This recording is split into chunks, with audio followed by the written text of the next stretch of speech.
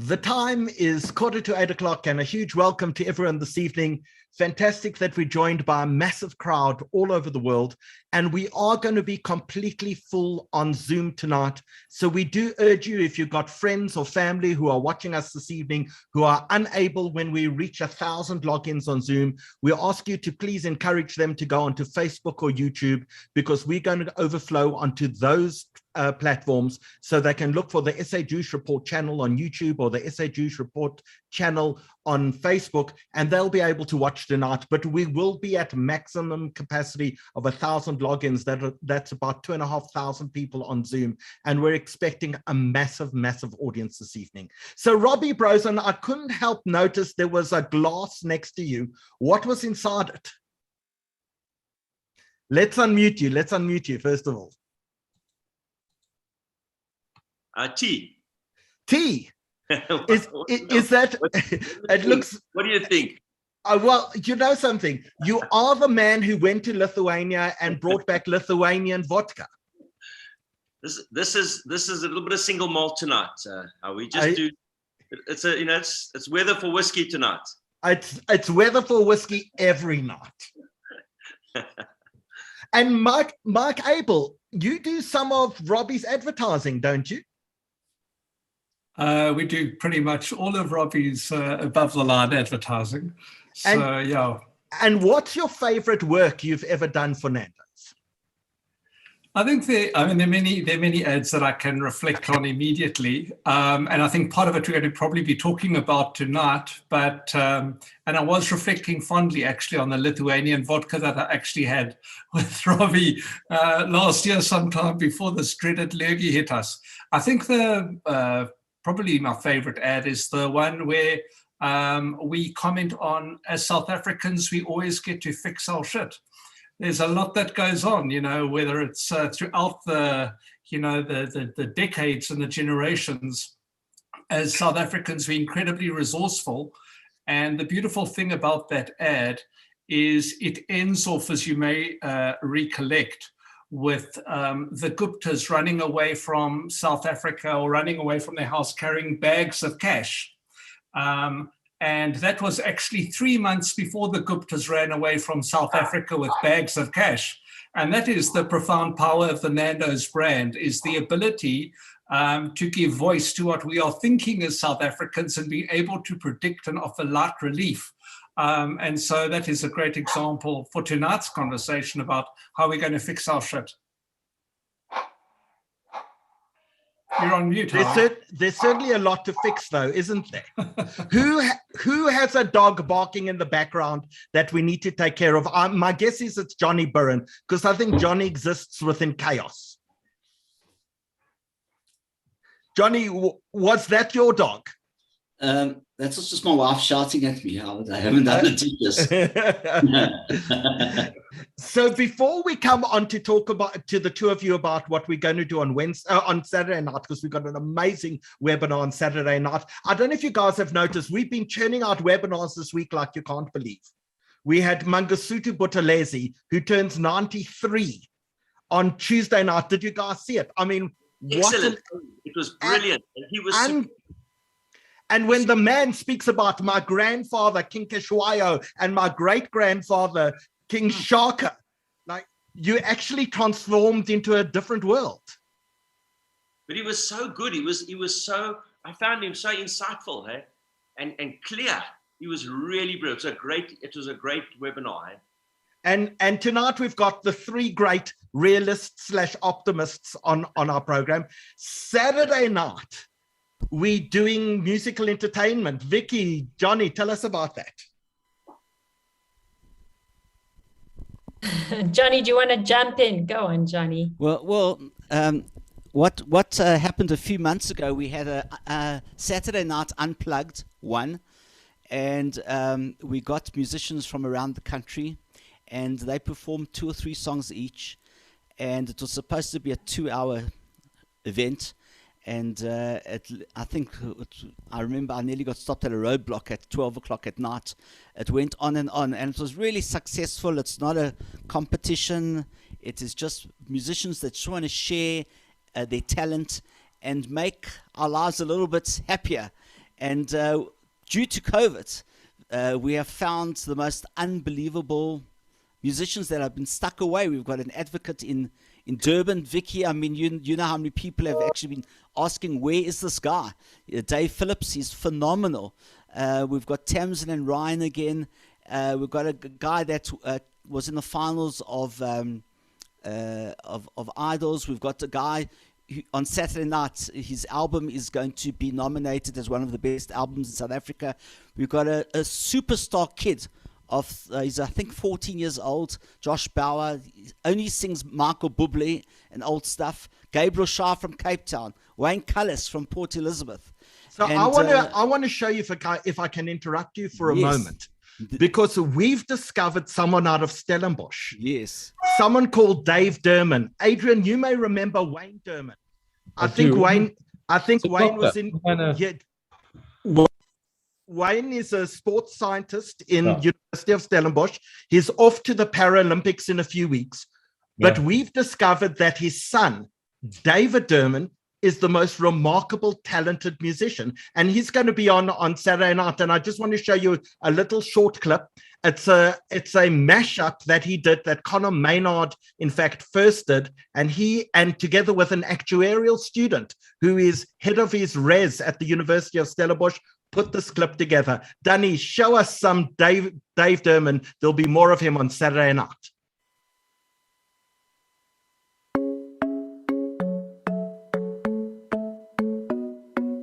No, I don't want no scrub. Scrub is a girl that can't get no love from me. Sitting in the passenger side of a best friend's ride. Try to holler at me. Baby girl, stay on my mind. Fulfill my fantasy. Tell me how you feel. I think about you all the time. I see you in my dreams. Baby, I don't need dollar bills to have fun tonight. So rockabye, baby, rockabye. I'm gonna rock you, rockabye, baby. Don't you cry, no.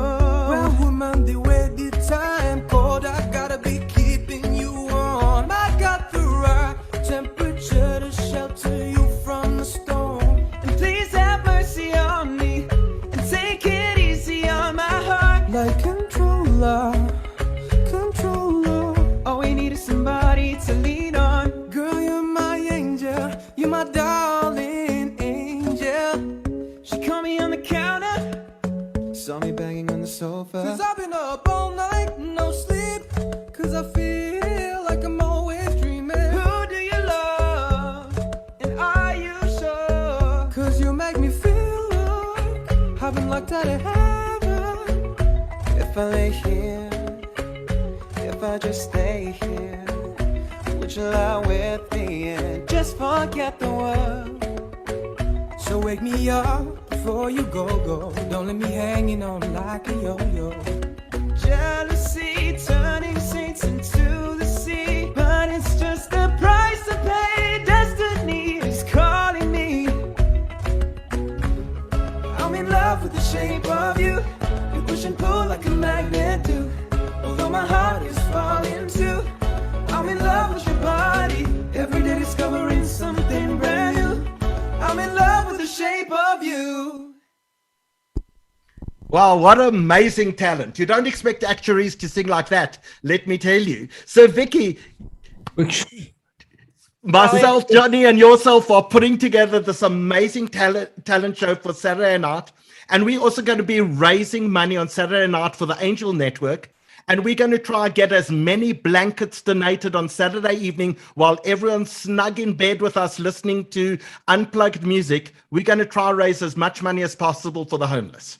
Well, Howard, I think there's no better advert than just watching that amazing clip. And it just shows you how music just can lift us up and transform us, and how everybody turns to entertainers and music and escapism, and, you know, just to feel better about our world and the way things are. So I can't wait for Saturday night, and I hope everyone's going to join us. And as you say, it's going to be raising money for a great cause for the Angel Network. So I'm looking forward. Can't wait to see you all then. So when last we did a webinar together, we did another musical webinar, and we raised money for Noah's Art, which is something very close to your home. We raised hundreds of thousands of rands for performing artists who are unable to work at this time. But we did jugglers and street musicians and buskers, people you wouldn't necessarily ever have heard of, but who have no employment at this time. Yeah, Howard, I've really spent the last 6 months, and thanks to you here at the SA Jewish Report and to the Angel Network and Jonathan, we launched this charity Noah's Art, and we've raised a lot of money. We've been feeding performing artists because, everyone says, the restaurants aren't working and the waiters aren't working, and they aren't, and that's terrible. The artists haven't worked. We haven't worked in more than a year. People have not had one job. They have not had any income whatsoever. It has been an absolutely dire, dreadful situation. With the support of wonderful, generous donors and people and platforms like this, we've been able to raise money. And hundreds of thousands of rands. We raised literally hundreds and hundreds of thousands of rands for performing artists. Well, thank goodness we've been able to get them through, Howard. So thanks.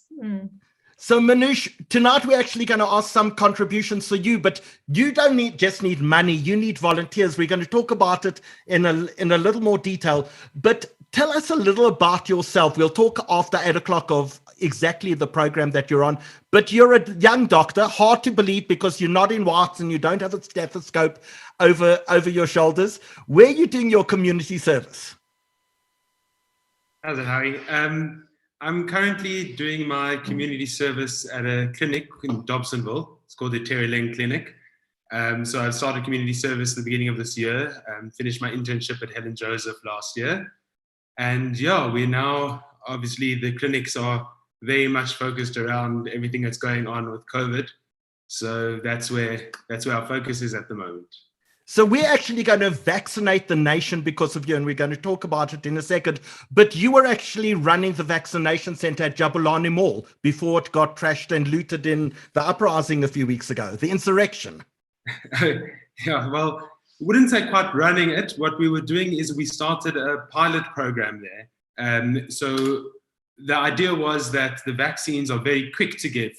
Takes a couple of seconds to vaccinate someone, but all the admin work can take 2 to 3 minutes. And while this doesn't sound like a lot, it actually really delays the whole process. So what we did at Jabulani Mall is we proposed a plan where we recruit volunteers because it's very easy. It's just filling in cards, capturing on an online system. It's all simple stuff that you can teach, especially our young students who are very comfortable at using technology and computers and all have their own. And we proposed that why don't we come and bring volunteers there? And what we did, that was a great success. It just helped to just speed along the process at the mall. So in fact, you took students out of King David. They were grade 10s and 11s. You shipped them off into the township. You went to Sorges and you got university students from Wits, and they all formed the administrative backbone. And you got vaccinations down to about 2 minutes per vaccinator per injection, about 30 per nurse per hour. Yeah, so that was the plan. So that we wanted to just leave the nurses to just do the vaccinations. Like we didn't want the nurses to be worrying about capturing or filling in cards or anything else, and that really just helped them push along. And you proved this at the base on Saturday. How many people did you vaccinate at the base on Saturday? So the base Saturday, we got to close to 3,000. It was about 2,977 people. In one location, in one single day, by far the most ever at a government facility, ever. Yeah, that's what we have been told, yeah. And the truth is... Well, you say that's what's been told, but we know that the second biggest government facility ever was, in fact, Baragwanath Hospital with 800, and you did 2,970. There's a magnitude of difference there. Yeah, and it was all thanks to the volunteers, because they just pushed the whole day. We had about 35 volunteers that just made it run. They were capturing, they were filling, they just did a fantastic job. Well, at the moment, we're busy vaccinating about 225,000 people a day. But in order to meet our target, we probably have to get that up to about 350,000. And we're going to be talking just after 8 o'clock. We're going to be talking to you about how we can get people involved to help your project to make sure that we vaccinate the nation. Fantastic. Thanks, Harry. So the time has just gone 8 o'clock, and on behalf of the South African Jewish Report, I want to welcome everyone this evening. Tonight is the 109th webinar that the South African Jewish Report has run since lockdown has begun. And that probably means that we've had over 500 people on our webinars educating, informing, and entertaining South Africa and the world at large. So welcome to everyone around the world. We're at full capacity on Zoom. So we urge you, if you've got friends or family who are trying to join us this evening, please send them onto the South African Jewish Report YouTube channel or the South African Jewish Report Facebook channel. We're expecting in excess of 10,000 people watching us this evening. So if you can't get onto Zoom, please just make sure that you're referring everyone onto a channel where we have unlimited capacity. We've assembled a remarkable team that we're going to be talking to tonight. But first of all, on controls, we have Danny and Britt. If I can ask you both to turn on your cameras and wave at everyone. So guys, you'll be on control this evening. You'll be monitoring all sorts of chats that are taking place on YouTube, on Facebook. You'll be bringing them over to Zoom as well. So we want to encourage everyone, this isn't a one-way conversation. This is very much a dialogue. We want you to comment in the chat section, please. We want you to use the Q&A feature on Zoom. We definitely want you to chat on Facebook and YouTube as well. And we'll make sure that you're part of this conversation. So if you have any comments or questions, we really would love to hear from you this evening. Don't forget that the latest edition of the South African Jewish Report is out. You can go pick your copy up at anywhere, really. Exclusive Books, CNA, Pick and Pay, where else? Checkers, Spar, your local shul, your school. And really, really importantly, if you can't get hold of a hard copy edition, and of course we distribute in about 240 locations around the country, you can always go online to www.SAJR, which obviously stands for South African Jewish Report.co.za, and you can read either the entire edition by downloading the entire edition or alternatively looking at each of the individual articles online. So that's our website. Also, please note that our front cover this week introduces, we have launched Jewish Achiever Awards 2021. I'm very happy to tell you that some of the people on our panel tonight are winners of the Jewish Achiever Awards. Let's raise a hand. Adrian Gore, you won last year, Business Icon Award. Mike Abel, you won Business Award. When was it? 2 years ago? Yep, I think it was about 2 years ago. So, yep. Are you looking at the wall, the trophy on the wall? 2018. 2018. So nominations are open. We've got 9 amazing categories. Please go onto the Jewish Report website, nominate people in the Lifetime Achievement Award, for the Business Awards, Professional Excellence, Humanitarian Work, Community Service. That's what this is all about. And we want your participation. You'll also be able to vote for some of the awards coming up. So nominations are open. Please go and take advantage of that. And Saturday night, we have an amazing webinar. So we welcome Vicky Friedman and Johnny Byrne. Saturday night is an evening where we want people to take us to bed with them. And we've got Saturday night acoustic and unplugged too. And we've got some amazing performers. Vicky, what do we have in store? Oh, we've got some incredible talent lined up, as Jonathan was saying earlier. We've got an incredible lineup of talent that we've been able to access because of this pandemic and lockdown. Otherwise, I think they would have been traveling the world and doing a zillion gigs. And so we are quite lucky to have them. We've got, I think Jonathan is going to be the one to tell you, because he's really put this panel of performers together. And so he knows them so well, and he'll be able to give us a little bit more insight. But I can't wait to do this with you guys on Saturday night. It's going to be wonderful. So Johnny, tell us. Right, so very exciting. Over the last year and a half, we've been getting so many musicians to perform at charity events. I think we've got the cream. On the Saturday night, we've got Tamsin and Ryan, totally unheard of a year and a half ago. Now they're getting thousands of views on YouTube. You've got a guy, Dave Phillips. He's an advocate in Durban. You can go and check him out now on YouTube. Phenomenal guy, musician.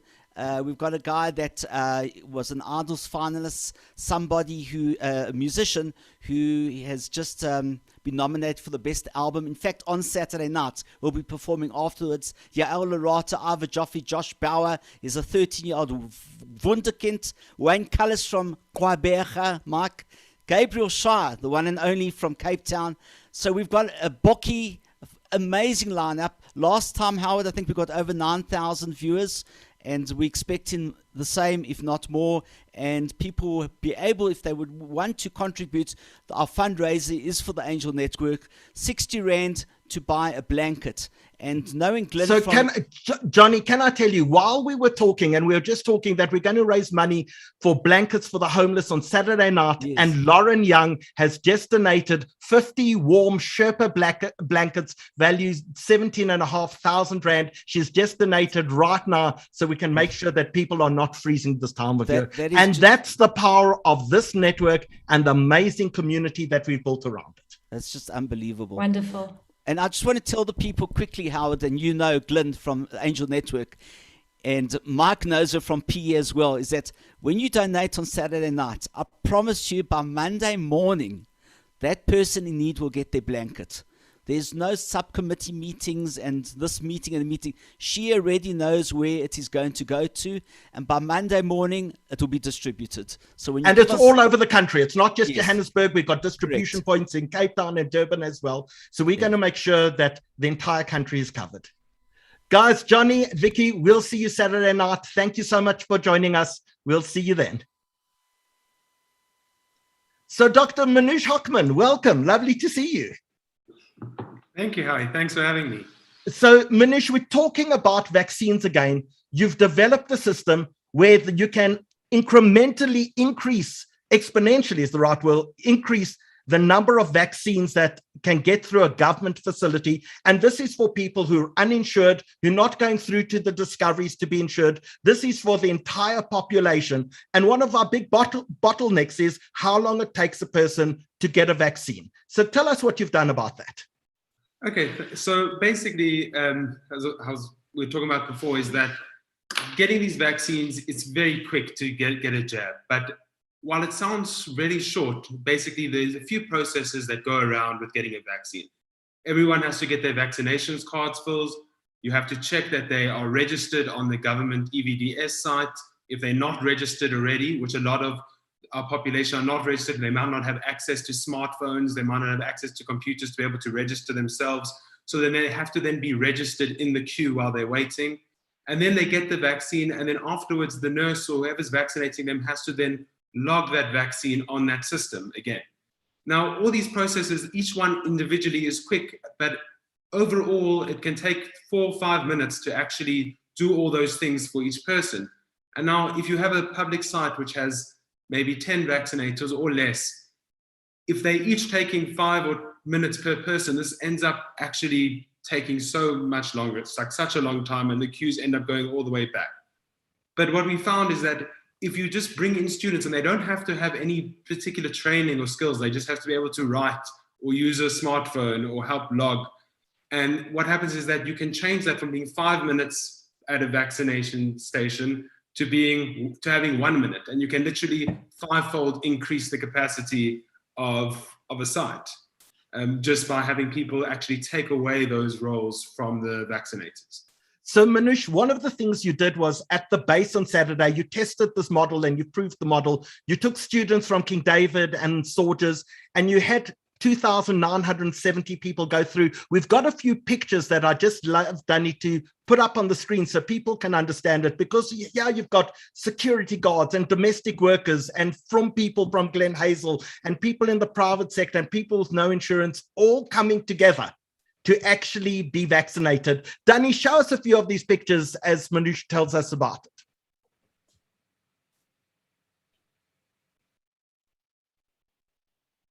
Manoush? Oh, sorry. Yeah, so it was incredible. The people from all over, and you know, the one thing I was worried about when we started, I was wondering who we were going to get. I was wondering if it was just going to be the Jewish community, or we were going to have we're going to have a wide variety of people, and it just turned out to be amazing. People from every place came. It was it was unbelievable. It was just such a mix. It was just really like the whole of South Africa, like just wide variety of people all coming. So Manoush, what are we asking people for tonight? There are two things you need. Do you want to employ two admin people just to help you with websites and assign people through to facilities? And you also want to be able to get volunteers, anyone who can use a smartphone or a smart device who will help. Where are the centers you want to actually run and set up next? So we in discussions with the Department of Health on which centers they are struggling with the most and which centers they need people to go to. At the moment, they've identified a few centers that they have said that they would like us to send volunteers, including Bertha, Germiston Hospital, Baragwanath Hospital, and a couple of others. But the truth is, they've been so amazing with this. They have been so welcoming to have this initiative in. The truth is, the more volunteers we have and the more capacity we have, the more places we'll send. We haven't reached any obstacles where they say they don't want to receive our volunteers or they don't want to have them. I think that if we have the volunteers, we'll start with the busiest sites that have the highest backlog, and then hopefully we can then just extend from there to more.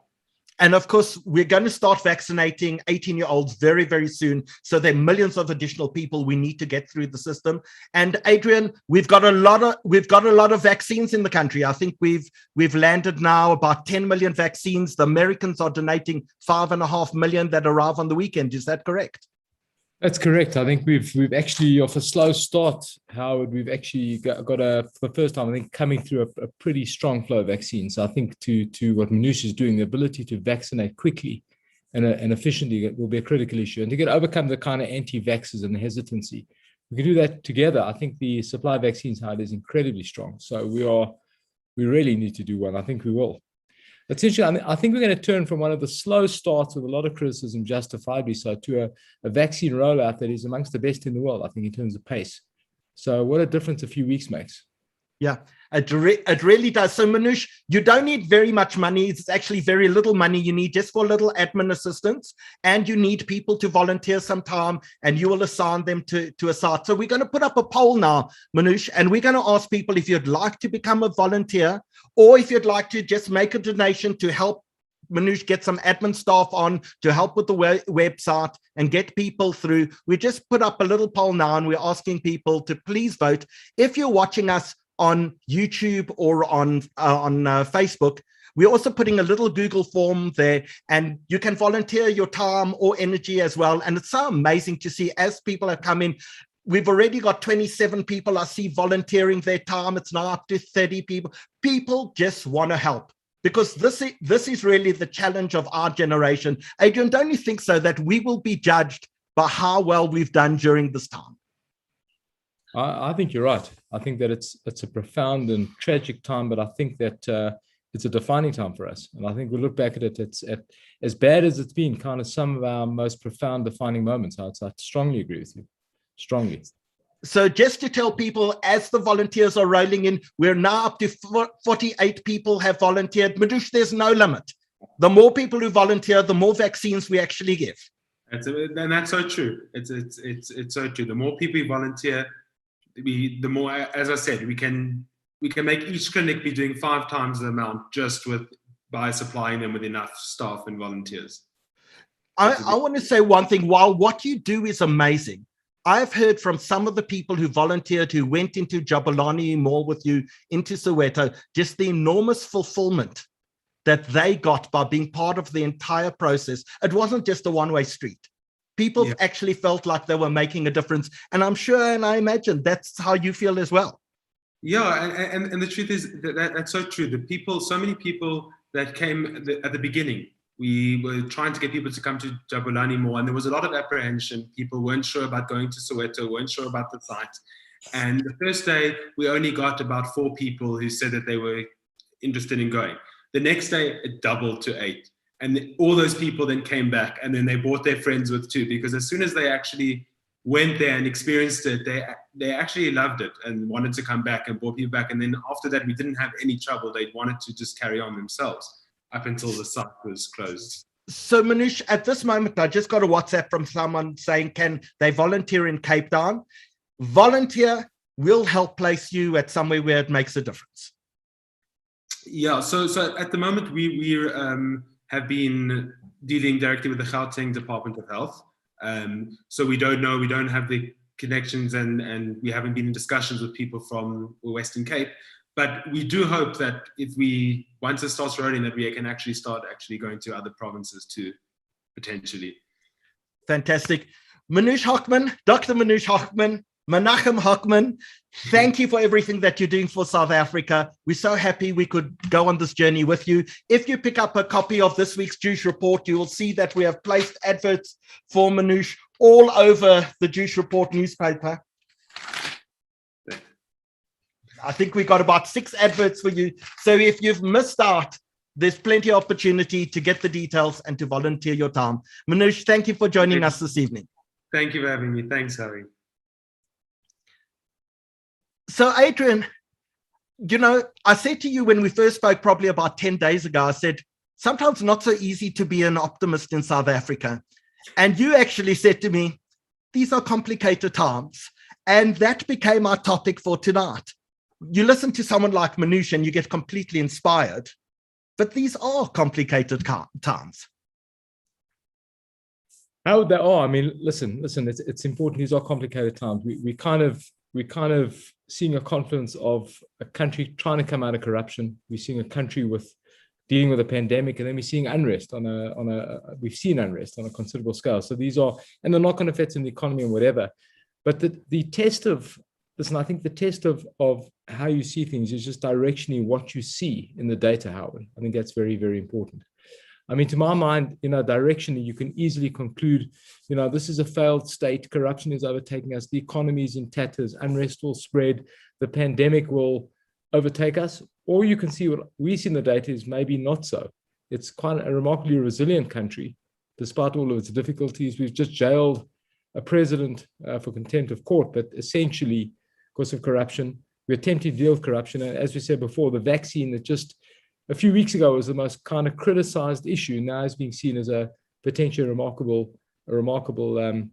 And I think that we're in a complex time, but I think it's a time that requires a deep analysis and a deep sense of kind of seeing where directionally things can go. So I'm at the same time obviously concerned, watching trends very carefully, but at the same time seeing some, I think, remarkably important developments that I think we need to acknowledge and kind of have a different narrative about. So I'm looking forward to this, because I think you and I have sparred a bit. I'm not a naive optimist, Howard. I'm a believer that you will persevere, you will make it through, and you have to build and make a conscious decision to make a difference. And I think our country has remarkable potential. So no naivety here, ready for a good discussion, armed with data and ideas, and ready to engage with my 2 very good looking fellow panelists.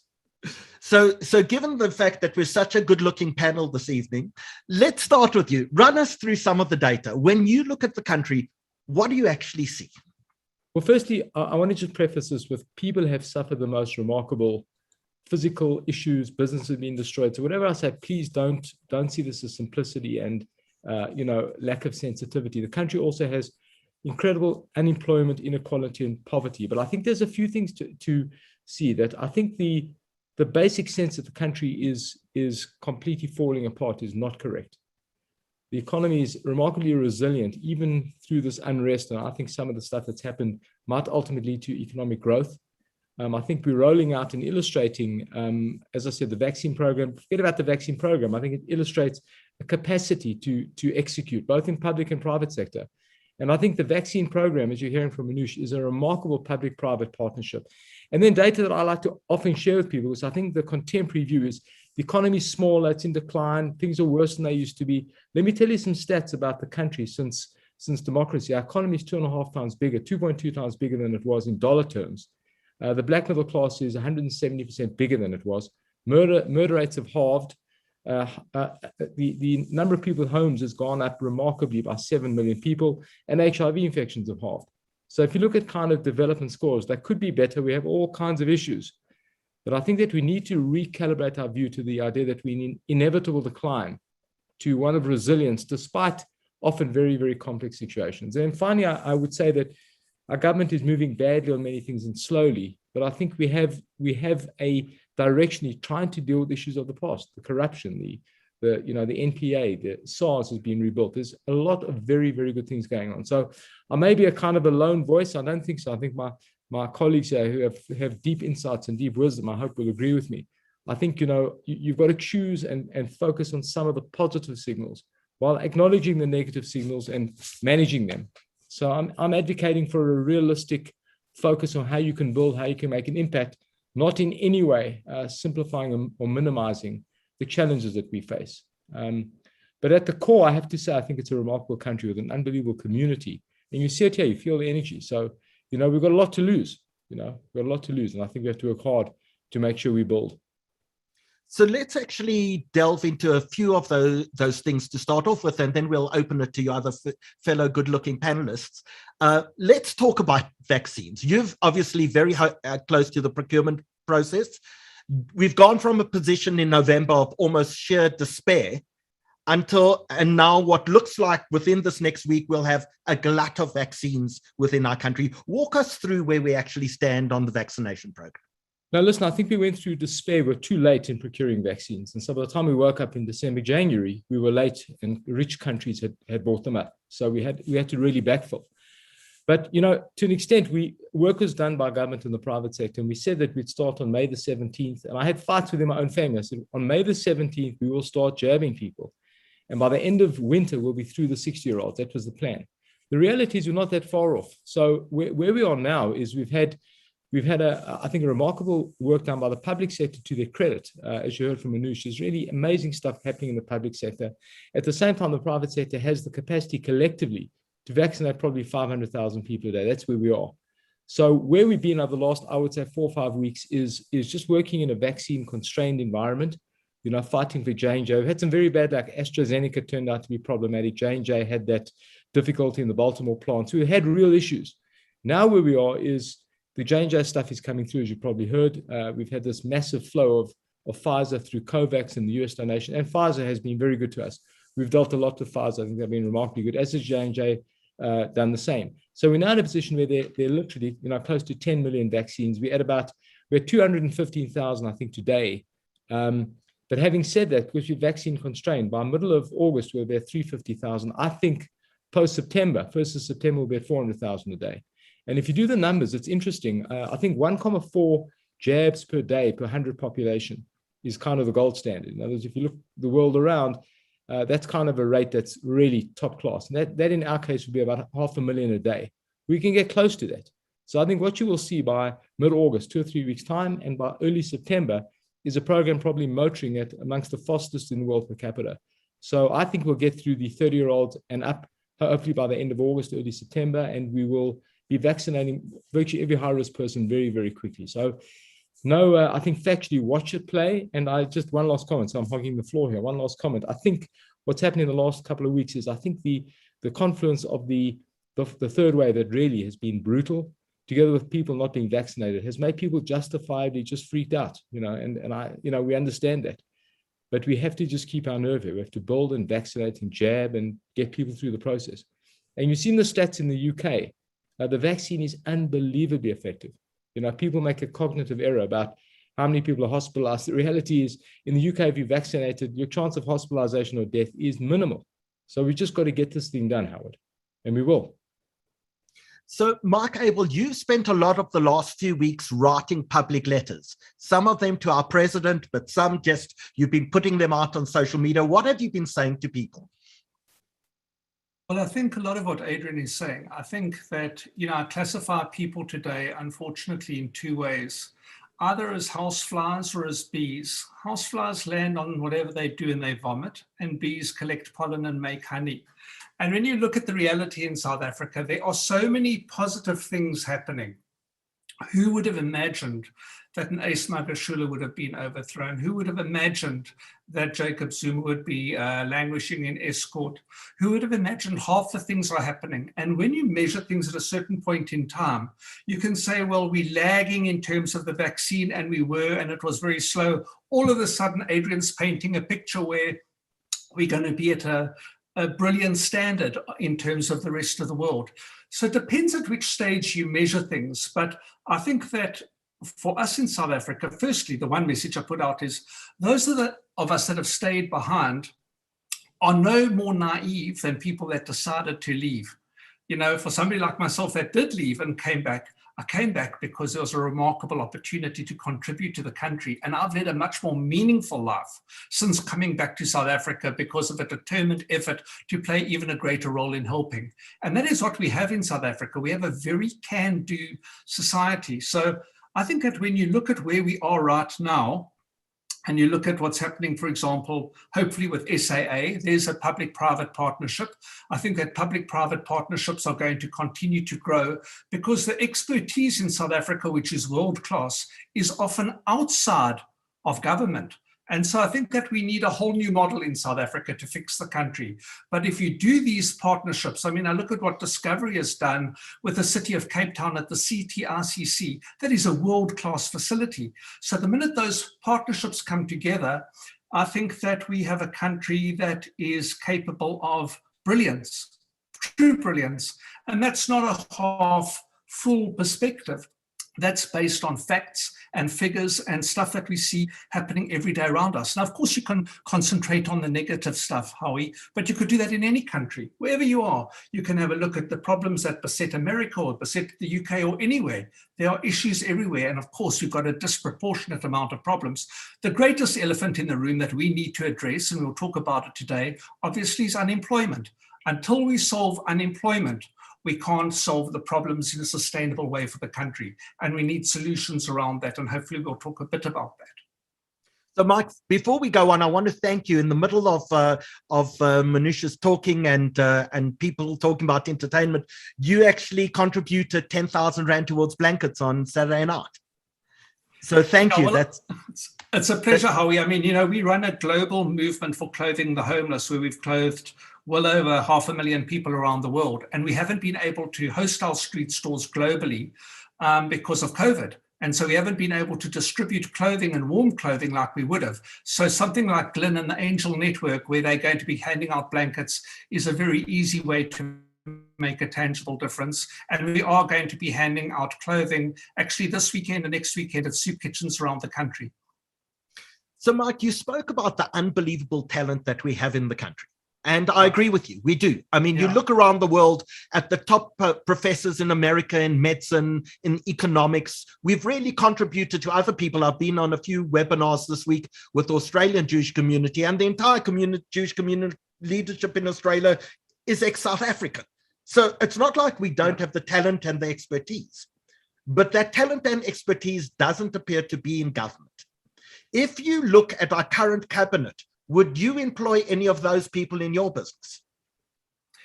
Well, I might employ Praveen. I mean, I know he's a pharmacist and he's a capable man, so he would be one that I would certainly consider.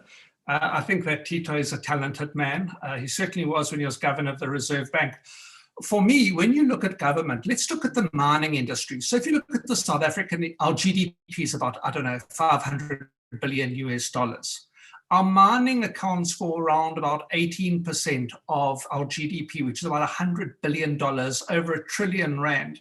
You've got a guy like Gore, with all due respect, in his previous job, and I know that he did start off in mining at some point in time, but the model is broken. For anybody that's looking after a R1 trillion industry, you've got to have best of breed. You've got to have a Sipho Patjana, you've got to have a Bobby Godsell, you've got to have somebody that understands the brilliance behind mining and unlock that. So I do think that there's a great opportunity when you look at government and public, the capability. I mean, one of the brightest minds in the world today, one of the richest men in the world today, is a South African in terms of Elon Musk, Tesla. You know, the most successful drug manufacturer for oncology drugs in the world is Dr. Patrick Soon-Shiong, who comes from Kwabecha with me. He's a Kabiga Park chap from PE. So there is enormous capability in coming from South Africa, but unless this moment in time, and as Adrian said earlier, this is a turning point for the country. Unless President Ramaphosa unlocks talent in the country that is there, Howie, world-class talent, we won't move forward. How do we know we won't move forward? Because if you look at our unemployment rate today, you cannot have 35% unemployment. You cannot have 70% youth unemployment. You cannot have our GDP at the rate that it is, because the only way you're going to solve employment is through investment. And the only way you're going to attract investment domestically or internationally is through a predictable ROI, a secure country, policies and practices and incentives that attract and help grow investment. So those are the things that we need to start happening and seeing now. And no, it won't be the cabinet ministers that solve the problem. But if they do identify key partners in the public space, I think we can unlock massive opportunity very quickly. Like Adrian spoke about, from having lagged to boom, we're now eclipsing it at 300,000 a day. That's how quickly the country can move when you engage the right partners. So, Robbie, Brozin, we've heard all about this. We've gone through a few traumatic weeks. You had a few of your restaurants trashed during the insurrection.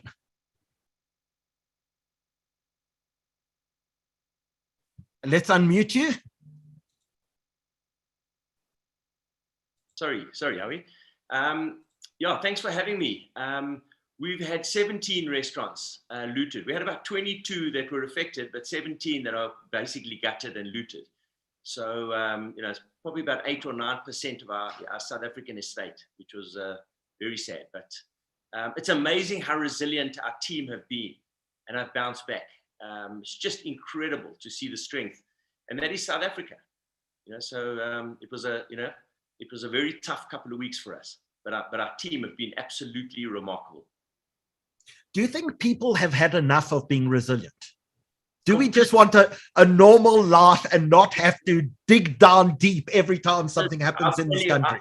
My view is that we are so tired of being known as being resilient. I mean, I think that South Africans, it's part of who we are. We are resilient, but it's not what we should be known for. I mean, I think, as Mike said earlier, and as you said earlier, we've got such talent around the world. The kind of South African diaspora, particularly in the creative industry, is so remarkable. Most of the guys that are running big agencies and top creatives around the world are ex-South Africans. And so there's such depth to us as South Africans, and just to be known as being resilient is part of it. I mean, but the real kind of the real energy of South Africa, and you got to just look at the entrepreneurs that have come out, and the entrepreneurs that are doing things, and again, you look at what Adrian and Discovery have done, and the public. Mike spoke about public-private partnerships. The government is at a point in time now where there is such talent to unlock. And South Africa, one of the things about South Africa is it bounces back quickly. And I think that we're on the edge of a massive comeback. And it's not just being an optimist. I mean, it's easy just to say, I mean, we've had a real shit 2 weeks. It was hard. About a week ago, we had to really dig deep to feel anything, because it was like really getting a massive kick. And when you watch the president actually giving an address, and in the corner of the TV, you're seeing people looting, and there are no cops on the street, the police aren't there, the army isn't there, and you just feel so vulnerable and anxious, and everybody was, really feeling it. And then all of a sudden, you see Rebuild South Africa popping up, and people just the resilience, and again, the strength, the inner strength. And for me, there are two things that I take a lot of comfort in. The first is the Rebbe's brocha, Rebbe Menachem Mendel, Schneerson's brocha. The Rebbe always said that South Africa will be good until Mashiach comes, and even better afterwards. And I think we've got to, as a Jewish community, got to take a lot of comfort in that. But for me, the second thing is the Constitution of South Africa, and our that Constitution is an amazing document. And instead of a bloody revolution, we definitely had a revolution, we ended up with a constitution. And a lot of people have never even read the preamble to the Constitution. And I think it is the most remarkable, comforting document. It is what I call our mezuzah as a country. And when you look at what actually happened over the last week, is that the middle held. And that middle is just a remarkable thing, but it is getting frayed. And people are getting tired. We're tired of being this, as you mentioned earlier, we're tired of being resilient, and we can't always just rely on the middle, But as a nation, we are definitely, for me, the kind of core is we're united in our diversity. Incredible. Who would have believed that the taxis would have come out as heroes, Howie? So South Africa just has a way of doing things in a different way, in a different style, that is world-class, remarkable, but with a lot of humility and humanity in what we do. The way that Jacob Zuma was arrested, the arresting officer was Nomhlasela Zulu, just went in unarmed, 7 hours with him, talking gently, and brought him out. I mean, where would that have happened anywhere in the world? Just remarkable. And I think those are the kind of stories about South Africa that are the Mandela moments that we can't rely on, but they're starting to, you're seeing green shoots of that happening in just an average individual that's stepping up and doing stuff, which I find beyond remarkable and inspirational. So do you think, in fact, the last few weeks have been a great few weeks for South Africa? We've had Ace Magashule basically kicked out of the ANC. We've had a former president put in jail because of his lack of respect for the rule of law. And we've had a sense of return to normality. Was it a good few weeks? Look, I think it's been a remarkable few weeks. I mean, I shat myself, to be absolutely honest. That first weekend was remarkable. And I think coming out of that, knowing that Jacob Zuma was jailed, and for the right reasons, if we hadn't have jailed him, the Constitution would have meant nothing.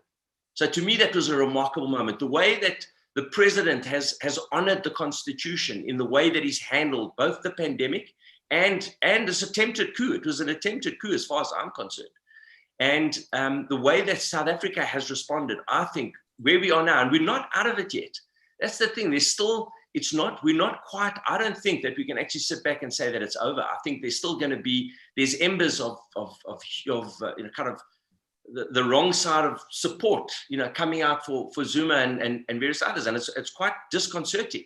And we don't know. He's a smart guy, and there's some smart people that can do incredibly bad stuff that we're not aware of. I mean, there's stuff that can happen that we just don't know.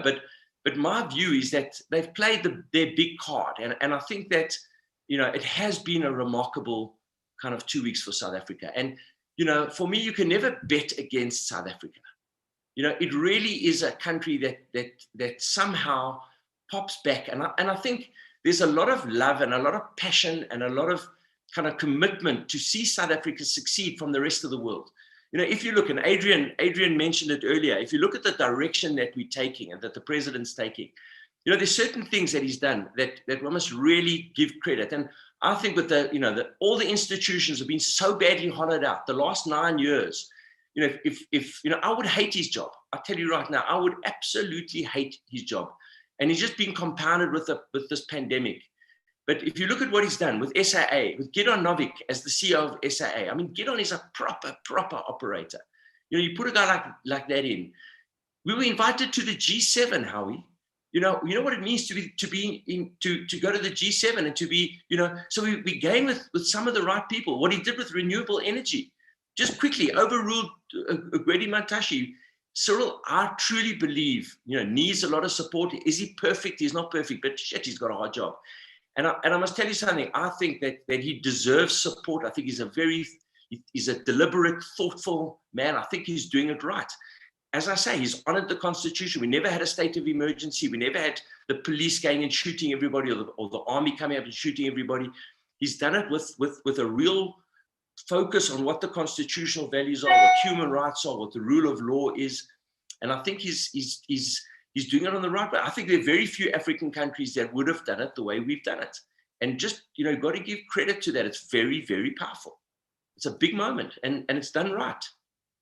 So, Robbie, you spoke about the preamble to the Constitution, and I'm not wearing my We the People t-shirt, but I think we should maybe take a few seconds just to quote from the preamble to the South African Constitution, because it's a work of beautiful poetry.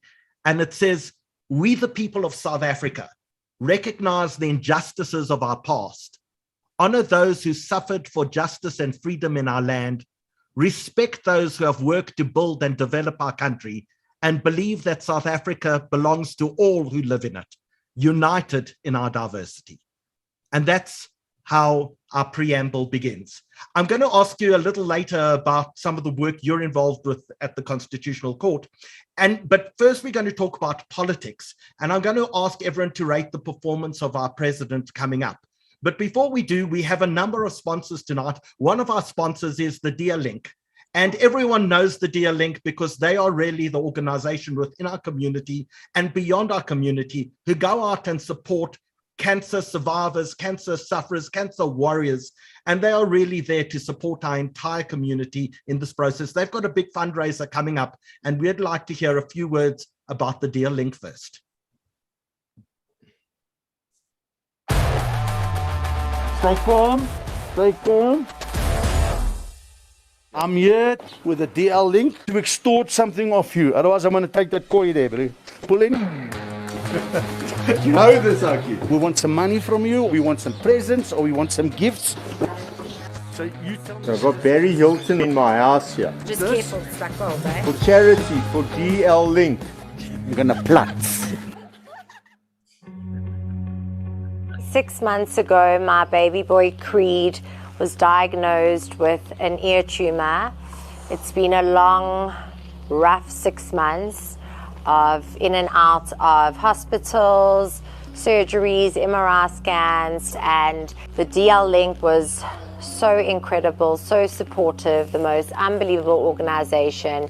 Week after week, continuously got presents, teddies with Creed's name on, beautiful balloons when he was miserable. These beautiful balloons lit up his days with smiles, hey, and laughter. To this day, even though Creed is still recovering and on a road to recovery, they continue to help us. And for me, that's unbelievable. So guys, please, everyone join in, donate. Donate! Shoot it! Donate there, yeah! Donate! Yeah! So, what do you think? Another successful extortion, bro. Yeah, but they've changed a lot of lives. Cool, eh? Especially mine, they put my money in the bank yesterday. My wife and I are so proud to be associated with DL Link. They do incredibly good work for those people battling with cancer. The 800 cancer warriors are out there fighting, helping those people in need. And one thing about DL Link and its cancer warriors is that they are tenacious.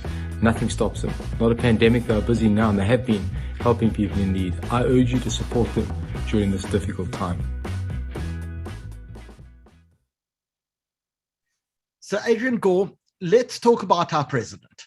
Does he ever phone up and say, come over for dinner and let's talk about what's going on in the country? Or does that not happen in reality? I think it does happen. I mean, he actually came to our vaccine site in Gallagher today. We heard about it this morning, and he came and he mixed with the people, and he was unbelievably personable and positive and quite amazing. He took a press conference there, and the press are brutal, which to Robbie's point is one of our institutions. They don't hold back. They probe him on SIU issues and on his cabinet and on the slow performance and whatever. And he has his particular ways, his particular pace, but he is he's a Democrat. He is a non-racial person. I think he's non-judgmental, and I think his heart is in the right place. I mean, that's my sense of him. And you know, I think with like Robbie's view, I think we've got to be supportive and help build. And I think that's important. In today's world, however, there are very few great leaders left. I think he could be one of them if he pulls off what we're trying to do as a country. But of course, there's criticism, and you know, we've got to live with it. But I think he's inherently a good person. I believe he's trying to do the right thing, and we need to be supportive. So if he ever said to you, Adrian, just give me some advice, what advice would you actually give him? The advice I would give him, I hope it doesn't sound naive, is about, obviously we want more pace and more immediate and fast action. I think directionally the steps being taken are the right ones. I think they may be too slow, right? I would say pace. The other is something I believe in is about narrative. I think leadership is about giving people hope. and about giving people a sense of what the positive things in the country are. And I think he tries very hard. I think his last speech was actually very good. I think it was a tough time. And I think his last address to the country, I think, was actually pretty good. I think he focused on the right stuff. And I think he's remarkably honest in his approach. So I'm not sure I could give him advice. I think you can't fool people all the time. You've got to deliver, you've got to execute. At the end of the day, whatever a president says doesn't help unless government is executing. But I think the type of things we're trying to do as a country are correct. I don't think you can. I think people often get lost in the noise about the NPA, revenue services, our ex-president in jail. I mean, every single issue. How I walked home from school with one guy who said to me, I'll be happy when I see one person involved in this corruption in jail, one senior person. Well, there is a senior person in jail at the moment, and I think we've got to acknowledge those kinds of steps. But please don't take my views as not being realistic about challenges. They're there. But I think just one other thing I wanted to say, the issue of resilience, we're tired of being resilient, your point. I think life with meaning is about challenge. It's about impact. And impact is about making a difference. It doesn't come easy. I attended a fantastic talk by Henry Kissinger, made a remarkable point, Howard. He said that, Chinese Western society believes that difficulty is an aberration. We expect things to be smooth sailing. If anything's difficult, we see it as an aberration. Chinese society sees life going from difficulty to difficulty. That's how things are. And I'm not sure who's right in this, but if you look at South Africa, virtually every 18 months, we've had a crisis. Eskom, HIV, crime, ratings downgrade. I've got a list of them. They happen every 18 to 24 months. And the paradox is that whenever they happen, we believe that's the one that will bring us down. This is evidence of the inevitable decline that I was told about. And yet when we move to the next one, we kind of forgot we solved the last one. So, again, I'm advocating for resilience and for, a kind of mindset and attitude of trying to build. And I think we can. So I don't have the hubris, or no hubris here about advising the president, but I think narrative and attitude are fundamental, I think, in whatever you do. And I think as a community, it's important we do that. Sorry for the long-winded speech, but I thought we've almost become jugglers in juggling our crises in Cirque du South Africa. But Mark Abel, you're the ad man. Let's talk about the president's performance. And I want to credit, and I credit as someone who worked on his election campaign for 8 months in his ANC internal election campaign. I don't think he comes across as sincere and convincing enough when he speaks to the nation. Look, I think that he has an enviable job. There's no question about it. But I do think that the president could communicate better with the country in terms of more emotion. I think it's fine to get angry. I think it's fine to, share how you're feeling. I understand that we all have our own style, and he has his style. I think we saw a little bit of that passion coming through here and there in his last address to the nation. But I think that, when the country is burning, and when you're looking, as Robbie said earlier, or maybe Adrian, in the bottom screen, Robbie said it, of people looting and running away with stuff, and you weren't seeing actually the police rush in, I think people were wanting, like a bit of emotion from the president. But for me, it's not so much about that, Howie. I think it's about, I measure a leader by the people he surrounds himself with. I've had one quote on my wall my entire career, which is, the people with the best people win. And you can't win if you have it's a deeply, deeply layered. Sorry, Mark, won't you repeat? Your internet just cut out about 30 seconds ago. You can't win. Repeat that that sentence. Yeah, sorry about that. So I said that the quote on my wall has been, the people with the best people win. And you can't win unless you have the best team around you, unless you have capable people.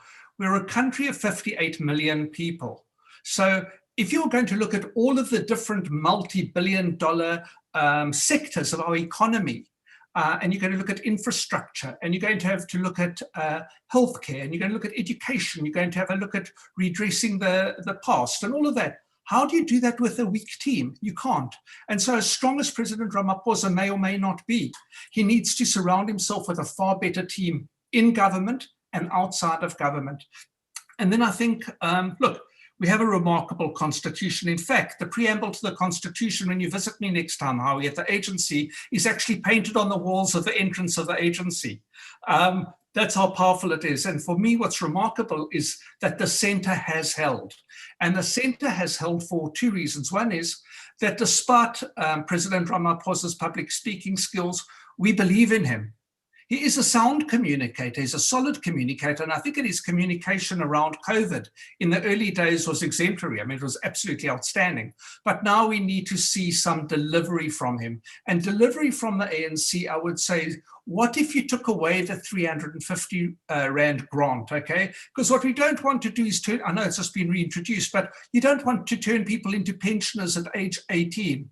The other thing that you've got to look at is, what if you didn't hand out a T-shirt? And what if you didn't hand out a food parcel the day before the election? Would you still win? So I think that for the president and for the ANC to move forward, it's got to be on tangible results, tachlis, as you say. But you know, the one comment that was made earlier about how good and bad coincide, I think is a very important story. And it's actually serendipitous that Robbie and I are on this call at the same time, because he invited me for a beautiful Shabbos at his house in Plettenberg Bay. And there was a young rabbi there that did a little drosha before the Shabbos meal began. And what this young rabbi said is he told the story of Joseph, who used to interpret dreams. And we all know the dream about the fat cows and the thin cows. And the fat cows emerge from the river, and then the 7 thin cows emerge and eat the fat cows. And he wants to know what this thing means. And as we know, the interpretation of the dream in the Bible is that you're going to have 7 years of plenty in which to collect corn, and then you're going to have 7 years of hardship. But what this young rabbi said is actually the true story of life is that the fat cows and the thin cows coexist permanently. And you cannot appreciate the good times without having the bad times. So it's yin and yang. You always have the two. So that's how you've got to live your life. You can't say and of course, we are bloody tired of being resilient. I echo that sentiment of Adrian's and of Robbie's. I'm also gutful of being, you know, a country fluffer. But the reality is, if you forgive the analogy, but the reality is what we need to do is to understand that hardship and good times coincide and live together, and you need to determine which of those you're going to focus on. So, Robbie, let's say the president came to you and said, what can business do to help me? And what can I do to help business? What's the synergistic answer that creates a virtuous circle between business and government? I mean, I think that there's got to be public-private partnership, public-private community partnerships. I think we've seen remarkable success in that. You know, if you look at the Solidarity Fund, the setup of that, I think, has been remarkable. I think what Adrian's doing on vaccines, you know, getting stuck in and the government reaching out to the private sector, I think that is the answer to everything. I mean, I'm a firm believer that the opportunity now has never been greater in South Africa because of the fact that everything is such a stuff up. You know, absolutely most of the state-owned enterprises are reeling. And the only way that you're going to fix those enterprises is by bringing proper talent to come and fix them. And fortunately, unfortunately, not to say that there isn't great talent in government, there is probably some good talent in government, but the talent is really going to come from the private sector and from international, bringing some of the guys back for opportunities here. This is the springboard. South Africa is the springboard for the rest of Africa. If we fail, you know, what does it do to the rest of Africa? And the opportunities to bring people back to come and help fix the mess is such an opportunity. So the worse it is, actually for me, shows the bigger the opportunity to bounce. And so, you know, for me, it's a very simple thing. I mean, I think I completely agree with Mike. You can never do that with a weak team. I mean, I'm a huge Cyril fan, but I don't know who his number 2 is. His number 2 is ducked to Russia. I mean, we haven't seen him for like 6 weeks. I don't know what the oak's doing there. But who's the number 2? And where and what is the bench and the lineup? It's a very, very thin bench as far as I can see. There is some good talent in government, Ronald Lamola is a great guy as well. Tito, for me, is a fantastic finance minister. But there's some really good guys that you could reach out. Bring Stephen Kossoff back. Put Adrian as a minister of health. I don't know, but there's just public health just needs a big kick, and to fix it is such an opportunity to create like a bond, a social impact bond, like really interesting kind of financial instruments that can be introduced. And the interesting thing is that Cyril's got really fantastic people on his advisory board. I think there's a woman named Mariana Mazzogoto, who is one of the leaders on social impact financing. And to bring those kind of mechanisms in to help solve social problems in a way, that really is going to be job, which you have to create jobs. And he's got to move. I mean, I take Adrian's point completely. It's got to be done at pace.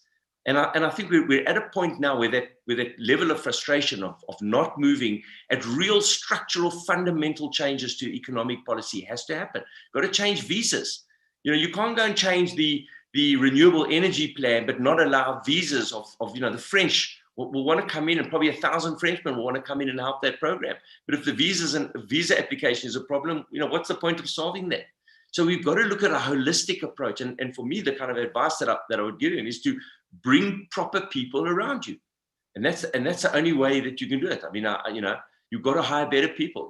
You must never, there's no limit to where you can go to if you don't care who gets the credit for it. And I think he needs to follow that route.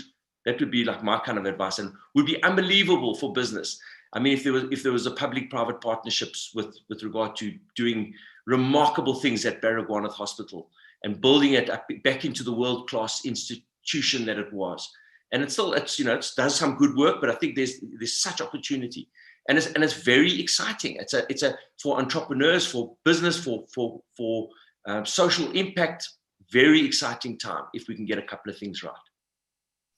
Adrian, a lot of people left South Africa pre-1994. They were worried about democracy. They were worried about communism. They were worried about all these sorts of things. They worried that the economy would never, in fact, be stable, would never be pick up. And in that time period, you built a business from scratch, worth now close to 100 billion rand. Yeah, I'm not sure what your current market cap is, but you did that at the exact same period where people saw no opportunity.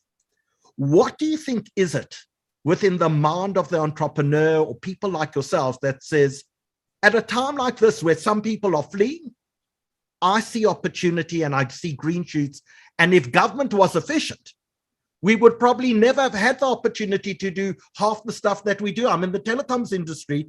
My business would never exist if Telkom was efficient. Your business would probably never exist if the Department of Health actually did its job. Is that where some of the opportunity comes from?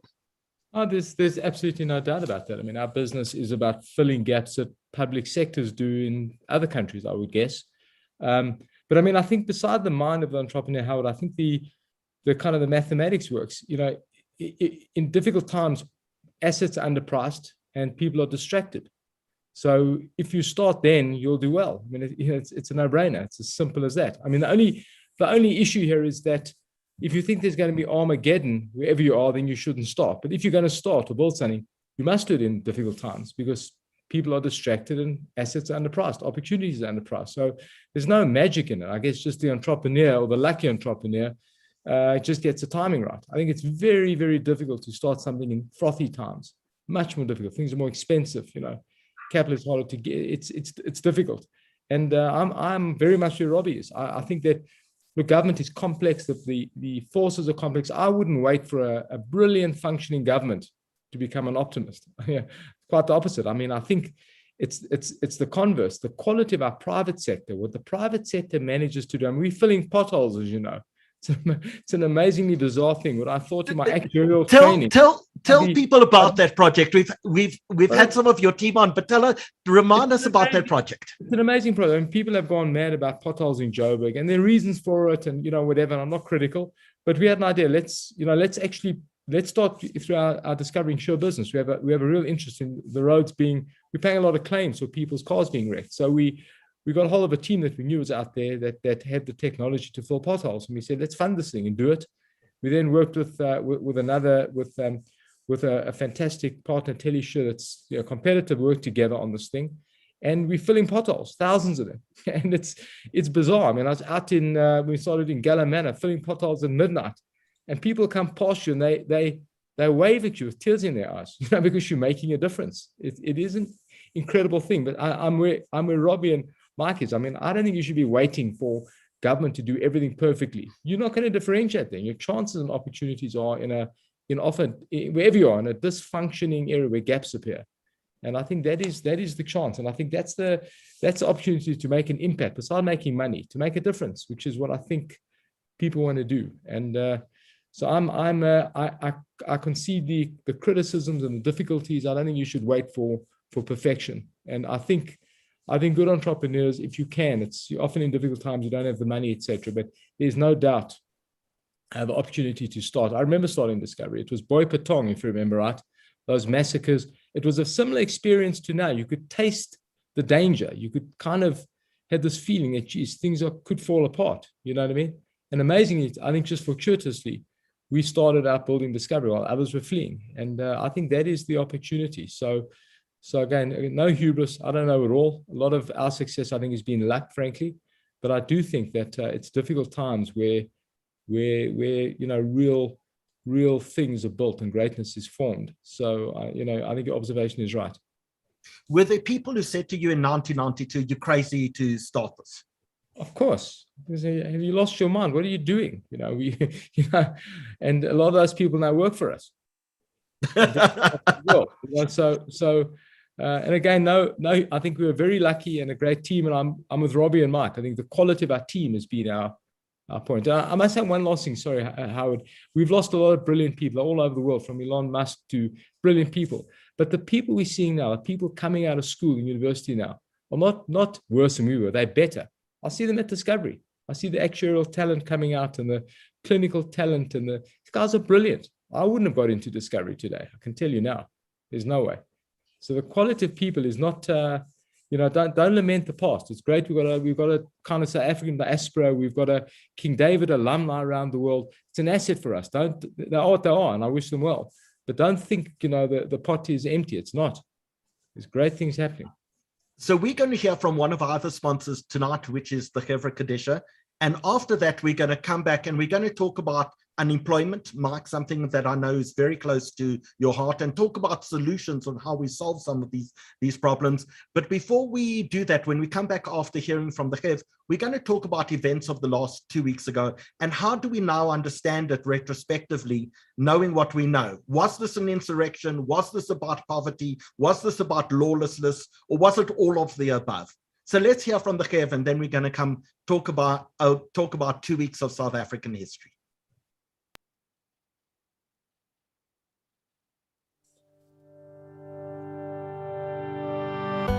They're running a raffle campaign at the moment called Ticket to Success, where they're trying to raise money for Jewish tertiary education. I'm grateful every day for what the Chev did for me, being able to send me to university and get a degree. It set me on the right course going forward, after which I've become a financial advisor and consultant, helping a lot of people with their finances and putting the right instruments in place. None of that would have been possible without the Chev, so it's incredible the work that they do and continue to do. I've always been a big believer that we as the youth of this country are going to be the game changers, are going to be the people who build the next big things and find the next big solutions that are necessary. The money that you give is going towards that, finding that next person, helping that next person reach their goals, and ultimately changing the world for good.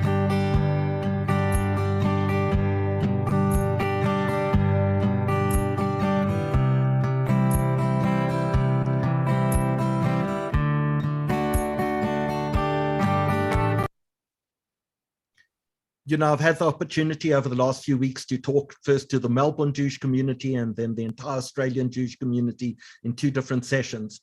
And they all panicking about us. They want to know, must they send refugee boats? Should they land aeroplanes in our backyards? But the amazing thing is that even though our numbers as a community have dwindled from 120,000 to 52,000, there's probably never been a moment in South African Jewish history where we've had stronger institutions, organizations like the Chevret Kadisha and the remarkable work that they do, organizations like Hatzola and what they've done to support our community, and the CSO and CAP and the UOS. And when you look at the totality of what we as a community have created, numbers are not the thing that you look at in order to determine the strength of a community. We've really done something remarkable and special. And I think that's an amazing testament to the talent within our own community and the contributions that people have made. So Mark, Abel, let's talk about looking back at the last 2 weeks. How do you think about it today? Well, on one hand, it was obviously a profound tragedy, given the fact that there were, 337 lives lost, many people injured, over 50 billion rands worth of damage, tens of thousands of jobs lost, and the long tail of all of that is endless in terms of the pain and suffering that those families are going to feel, and in terms of the hardship, the economic hardship that will be experienced. That's one part of it, and there's no walking away from that, and there's no way that we should minimize that. At the same time, we have seen the most remarkable thing happen, and that is that we've been waiting for this, promised coup. There was a lot of saber rattling and they should be arrested, and I don't know when they're going to be arrested because they are treasonous. The Zuma children and all of that stuff that was put onto social media. As I always say, the Zumas and Carl Niels and all of them, they might have been the flame, but poverty was the firewood. And that is what we've got to address. But when you do see the people in the community, a lot of those people that rocked up to steal were well off. We all know that. We saw the BMWs and the Mercedes and the Polos and all of that drawing up. And then people with nothing in the community other than good values protected those malls, protected the houses, stepped forward. I think either Adrian or Robbie spoke about the unexpected heroes being the taxis, who understood that if they didn't protect the malls and didn't protect people's lives and jobs, they weren't even going to have an industry. And so we did see an amazing situation where unexpected heroes put up their hand and came forward, and the generosity of South Africans in terms of jumping on board. I mean, I was involved with one of the charities in terms of it takes 600 Rand a month, would you believe, to feed a family of 4 for a month. And the money that we managed to raise together in terms of just people jumping in and helping. And the Jewish community, you spoke about these unbelievable organizations that help the community. But I think what few people realize is whatever that help goes to the community, so much more goes outside of the community to helping everyday South Africans. And you look at all of those organizations, we've spoken about the Angel Network, we've spoken about Africa Tikkun. I saw Mark Lubner posted a comment earlier, and all of these organizations around the country and all of these corporates that jump on board. NANDO'S, despite having all of those NANDO'S burnt, what they did with the chickens at the stores that were open is they actually prepared food and gave it to the community and community helpers that were working on the day. That is the heart of this country, and that's the remarkable stuff. So for me, as I've said before, every time South Africa gets to that very brink, that very edge, we regroup, we take stock, and we step back. So I think that what we have right now, Howie, is a pivotal moment for the country. And that is a moment not to be lost, not to forget the tragedy and to undermine it, but not to forget the opportunity right now in terms of here is a possibility for a fresh conversation with the president.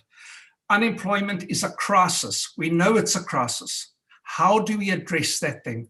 We have got the best, you look at a company like Discovery, absolutely world-class. NANDO'S is a brand globally world-class. Our banking in South Africa, Standard Bank and the banks and the technology that we have here, world-class, rivals anything that I experience when I travel. Utilize those brands, the Simchobalalas of this world and all of those guys, get those people together and start identifying solutions, and where those corporates and where people can start making a difference tangibly, not to keep on trying to reach out to the president and to feel a closed door. There are too many of us where you can't actually penetrate that door, where you can't get it to open. In fact, I've never been in a position where I've tried harder to help people that don't want help. It's the most astonishing thing. You usually encounter that when there's success at hand, not when there's failure and people are grasping for solutions. And then the other thing that we need to start identifying very quickly is the difference between skilled labor and unskilled labor. And how do you start creating, and I have ideas around it, but tangible ways, be it subsistence farming, be it a kibbutz system, be it low-skilled training. How do you start giving people the opportunity, the 70% youth unemployed, the 35% general employment, ways of getting back onto their feet? That is what we need to start looking at as a result of the last 2 weeks. So, Mike, I'm going to specifically come back to that in a few minutes' time to talk about solving the unemployment problem. But, Robbie, there's something about us as South Africans that no matter where you transport us in the world, we'll always remain with Africa in our heart. What is it about Africa that is so deeply entrenched within each of us? You know, Howie, I asked you if you would put a little song together for me. I cut a little edited version. I'm going to play it quickly, and then I'm going to ask you to... The Vusi original lyrics, but I think it's the most remarkable song of who we are as South Africans. And thank you for putting it together. We cross Zimbabwe's border, through overdrive fields of the homeland, coming into Joburg, and Santin swimming pools and the Soweto shacks, airports and railway stations, stranded with the red hack and guitar.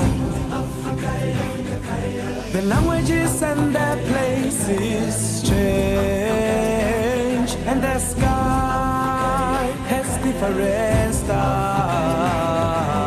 Maybe walking in the streets of a city called London, but the dust on my boots and the rhythm on my feet and my heartbeat say Africa.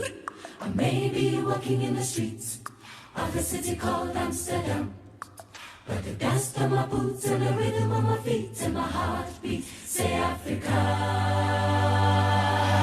Say Africa. Say Africa. Say Africa. Say Africa. Say Africa.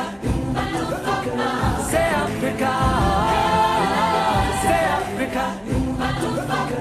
Say Africa.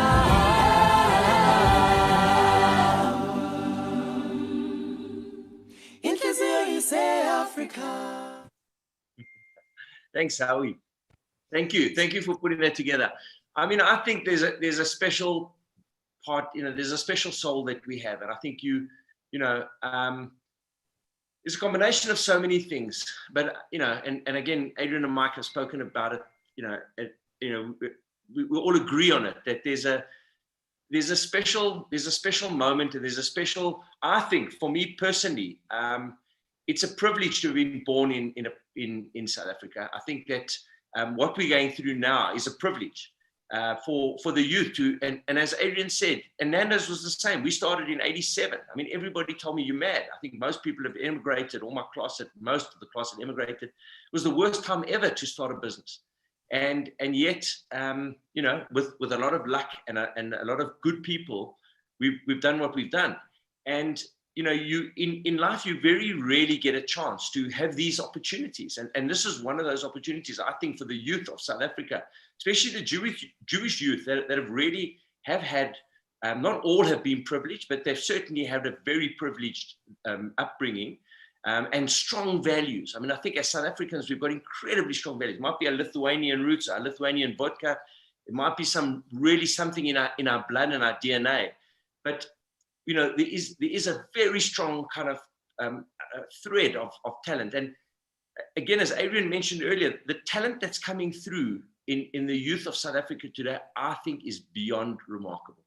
I've seen some young guys over the last, year now despite the pandemic, and really, I mean, Mike has seen it, I'm sure, on the creative side, but I've just seen young hustlers operating, pivoting, doing stuff that's just beyond, you know, I think very few countries in the world have got that kind of energy and that kind of that kind of ability to move so quickly and find good in nothing, and actually create from nothing, create something.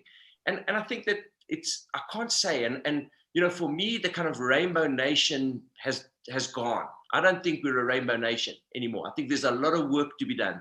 There's a lot of work to be done. And you mentioned it earlier about the work we're doing at Con Hill. It's real deep work in terms of, you know, unpacking who we are as South Africans. We haven't quite worked it out yet. I've been working with Mike's agency and our marketing team to try to find out what is the one or two things that really are South Africans, other than we human beings first, that we really are human beings first. But what is the substitute for the rainbow nation? Not that it just hasn't sparked. And we, you know, to me, when I talk to our guys around the world, and you know, our kind of early thing was, you know, we are a rainbow nation. I think we've got a lot of work to do to really say we're the rainbow nation.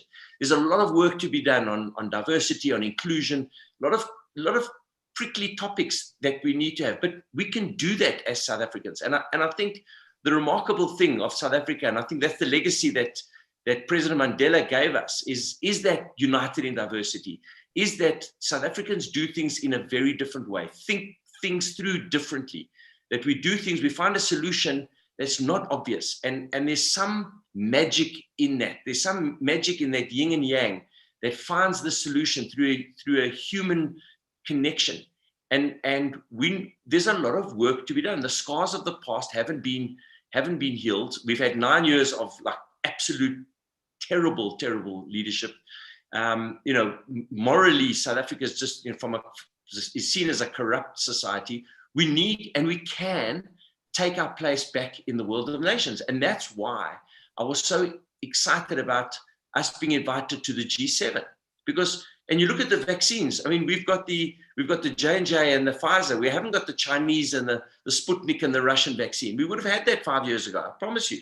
If the leadership was the previous leadership, we would have had those vaccines. We're on a different path. And I think that for the young guys coming out today, I think there's massive opportunity, but the government needs to move. There has to be deep economic reforms. There's got to be, you know, opportunities to employ people. You know, there's disincentive to employ at the moment. So they've got to unlock certain fundamental, and the problem I think within the ANC is that it's a coalition. And I don't think Cyril's had the kind of power up to now. I think now he's got the power to make some real hard decisions. You talk about radical economic transformation on the one side, and economic transformation, what Cyril's kind of view is. And I think he's got to now put into action some real economic, not RET, but economic changes that really are going to ignite the society. And it's not, I don't think it's that difficult. I don't know what they are, and I wouldn't be the one to be part of the economic policy.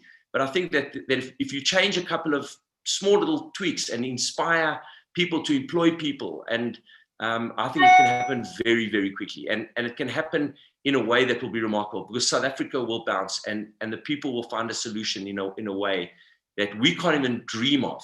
But there's got to be that incentive. You've got to bring foreign capital back into the country, you know, and under the current kind of climate, it's a hard sell. Cyril said there's got to be a roadshow to go and sell South Africa.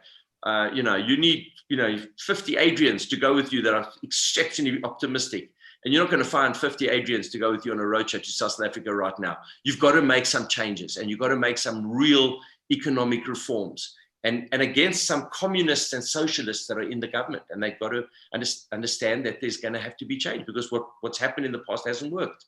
And so, but I think we're at that point of a real defining moment, and it's going to be interesting, because, you know, it's either going to go one way or the other. But we've launched a boil, and it's a very interesting time in South Africa. And again, you know, not rehashing what we've spoken about, but it's almost a surfer. You've got to wait for that wave. Once the wave's gone, you mustn't think you're going to catch it. You've got to be ready with your board to surf it. And That's what I'm inspiring all our guys to do. You know, just get ready because the wave's coming, and it's going to be one of the biggest waves I think we've ever seen. I think we're going to have 10 years of remarkable, remarkable growth. I've got full confidence that Cyril knows what he needs to do. He understands. He's frustrating us in terms of the timing, but I don't think he moves until he knows that he's got everyone's support and that he won't fail in that kind of move that he takes. And I think that's one of his kind of moves. He's never come to me for Shabbos, so I can't tell you what you know. I haven't given him a drosha over the Shabbos scandals. When next Ed Sheeran comes for Shabbos, maybe Cyril will come. Adrian, so probably if we look at it, the two biggest problems within South Africa, unemployment and education. Now, you know one or two things about education. You headed the South African Jewish Board of Education, and you've looked at it. If we were to tackle those two problems, what do you think we should be doing differently in terms of education, in terms of maths and science education, in terms of getting quality people out of universities and out of schools and increasing the number of graduates that we have in the country? And what do we do to kickstart employment within this country? Let's unmute you. Those are tough questions. I mean, firstly, to make the point, I mean, education is sufficient but not necessary for success in the country. Zimbabwe is a great example of that. Fantastic education system, extremely well educated, brilliant people. But, you know, without the kind of structures and constitution and the rule of law. So it's a critical thing. I totally accept it, but it's not sufficient on its own. Having said that, I think that we need to free the universities to be real meritocracies. I think it's very critical. I think we need more of them. I think we need to accept that some will be, you know, focusing on a specific level. Others will be hopefully in the top 100 in the world. And we have 4 or so universities that puncture that weight. We need to free them up to do more, to grow, to scale, and to be unashamedly focused on excellence. You know, there's kind of an allergy to excellence, I think, in the world. And I think that's dangerous in a country like ours. We need brilliance. We really do. I think on the job front, something that I'm very involved in, SMEs. You know, big corporations don't create jobs. People think they do. They destroy jobs. Big companies spend their time trying to destroy jobs. We do. We can't grow the top line faster than GDP, so we cut expenses. You know, jobs come from small businesses that hire people, and we need to make heroes of SMEs, of entrepreneurs. We really do. And we need small businesses at scale. I mean, you know, the story of NANDO'S, to Robbie and his team's credit, that's a South African story, Robbie. That's a folklore of what South Africa is, but that's what creates jobs, you know. So we need SMEs. We need to teach people entrepreneurial skills. But I'm actually not, I hope I don't sound again naive here, Howard. I think the third problem is sentiment. It's not just the fundamentals. I'm a great believer that fundamentals don't drive, sentiment drives fundamentals, not the other way around. And I think that's a cognitive error, feeding it. If you get things right fundamentally, sentiment will be good. It's the other way around. If people believe in the country, the fundamentals turn out to be good because people invest. And I think we're at a turning point. We've got to make some choices here. Say something, Howard, that may sound callous, and I hope it doesn't sound insensitive. But economically, if you look at what will happen from the riot and unrest, there's terrible tragedy of deaths, as Mike had said, and, you know, shops being burnt and looted, and Robbie's lost stores. But the irony is it will probably spur economic growth. You do know that. I mean, if you look at studies around the world, like, you know, Hurricane Katrina, you get economic boom after destruction of infrastructure. That's what happens. New SMEs move in, you get a replacement effect. And then critically, you get a rebuilding of infrastructure. And a lot of it will be paid for by overseas reinsurance companies. So you're getting kind of an economic shift from Europe into our building industry. It's a wonderful thing, you know, if it happens. So again, if it's sentiment, if our people here rebuild and invest, you probably over time will see some kind of economic benefit from it. No callousness. I mean, people have lost livelihoods and lives, and it's terrible. But at a helicopter level, it's not clear how it will play out. So I guess making the point that I think that I think education is critical, job creation is critical, but I really believe sentiment is what drives all of that. A belief in ourselves, a sense of I think Howard, Israel is an example. Now, 30 years ago, something made in Israel was not seen as something with quality. Today, it's the other way around. If you mention a piece of technology made in Israel, it's It's the best in the world. I mean, it's a wonderful brand. I mean, Mike will know this. We need to develop that kind of self-esteem, and that kind of sentiment. And I think we can. I think we have to work hard to do that. At Discovery, we are obsessed with being South African, obsessed with being world-class and competing with the best in the world, and we do. And I think South Africa needs to do that. So I'm not answering your question directly. You asked an incredibly vexing question about education and job creation. I think it does start with sentiment and confidence and investment and self-esteem and liberating this obsession with mediocrity. We've got to let people be excellent. We really do. I hope that's not callous and it answers. So, Adrian, you also operate in how many places in the world? How many countries in the world does Discovery operate? We're operating, I think, close to 30 markets now. So we are all over the world, and we operate with some of the absolute best companies in the world as partners of ours, and they use our technology. And I tell them the story of, if you look at why cell phones developed in Scandinavia, is because it's a hostile environment. It's too cold to lay phone lines, so they develop cell phones. And South Africa has that. We have complexities that create companies like ours that are, we think, better than them. We've got unique skills and unique resilience and a unique understanding of risk and how you price it and manage it. And I think that kind of strong belief has built a team that believes it can compete and win. And I think we have been lucky. I think we've had tremendous partners, but I think at its core we've used our South African origins, our South African journey to build us. And I think Robbie's the same. I'm proud when I walk through London and see NANDO'S there. Get a kick out of it. It is a proudly South African company, in my view. So there's a lot to be proud of, a lot to build, a lot to do. And when you speak to your partners overseas, what's their sentiment towards South Africa at the moment? Well, it's interesting. I spend a lot of our time talking to our partners. I talked to our British board today about what's going on. And the sentiment is generally very concerned, very caring, I think, but often based on kind of narrative that's not entirely correct. And we show them data and statistics and where we're heading in an educated way, not in a naive way, in a proper way of looking at the issues.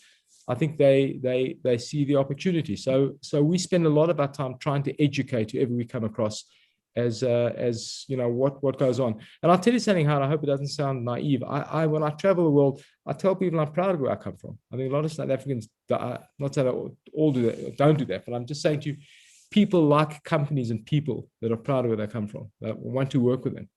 And I've never found that a problem. I found that a virtue, frankly. So, I'm pretty clear about what we need to do.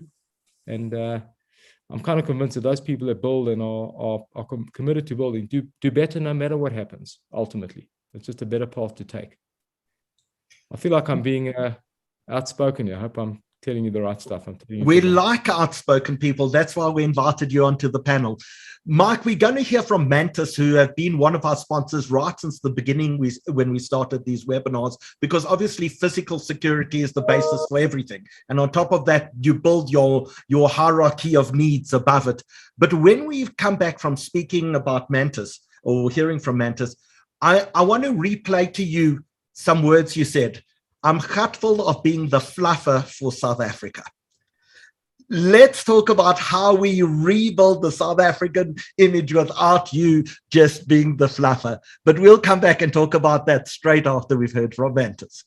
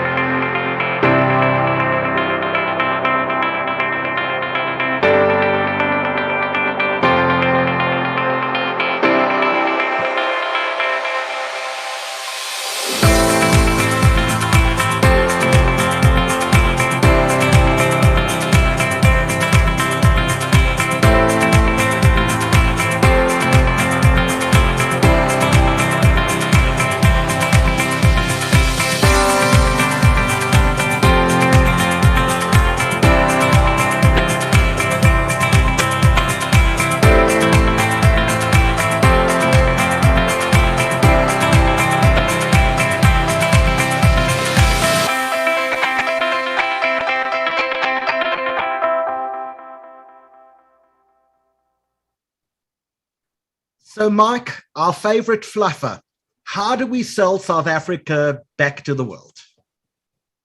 Well, I was hoping that you would have forgotten about that line in and amongst all the wonderful contributions that have been made, but I guess as a PE boy, I now need to face it squarely in the eye. Quebecer, not PE anymore. Quebecer. So exactly right. So, the thing is, Howie, South Africa has remarkable assets. If you look at, somebody touched on Israel earlier. Israel is 1/5 the size of KwaZulu-Natal, and their economy and their GDP is bigger than ours. And what they've done is they haven't focused on what they don't have. They have focused on what they do have, and that is profound ability and brain power in solving problems, be it turning air into water, be it hydroponic farming, be it the tech boom that now rivals Silicon Valley. Unbelievable. So you look at South Africa and you look at then KZN 5 times that size. You look at arable land, you look at farming, you look at agri, you look at our farming capability in South Africa, you look at mining, you look at tourism, you look at our capability in this country. One of the businesses that, we're talking about all these businesses that have started in these last number of years. I've been involved in a business since inception as their marketing partner with my friend Kim Reed, who started takealot.com in 2011.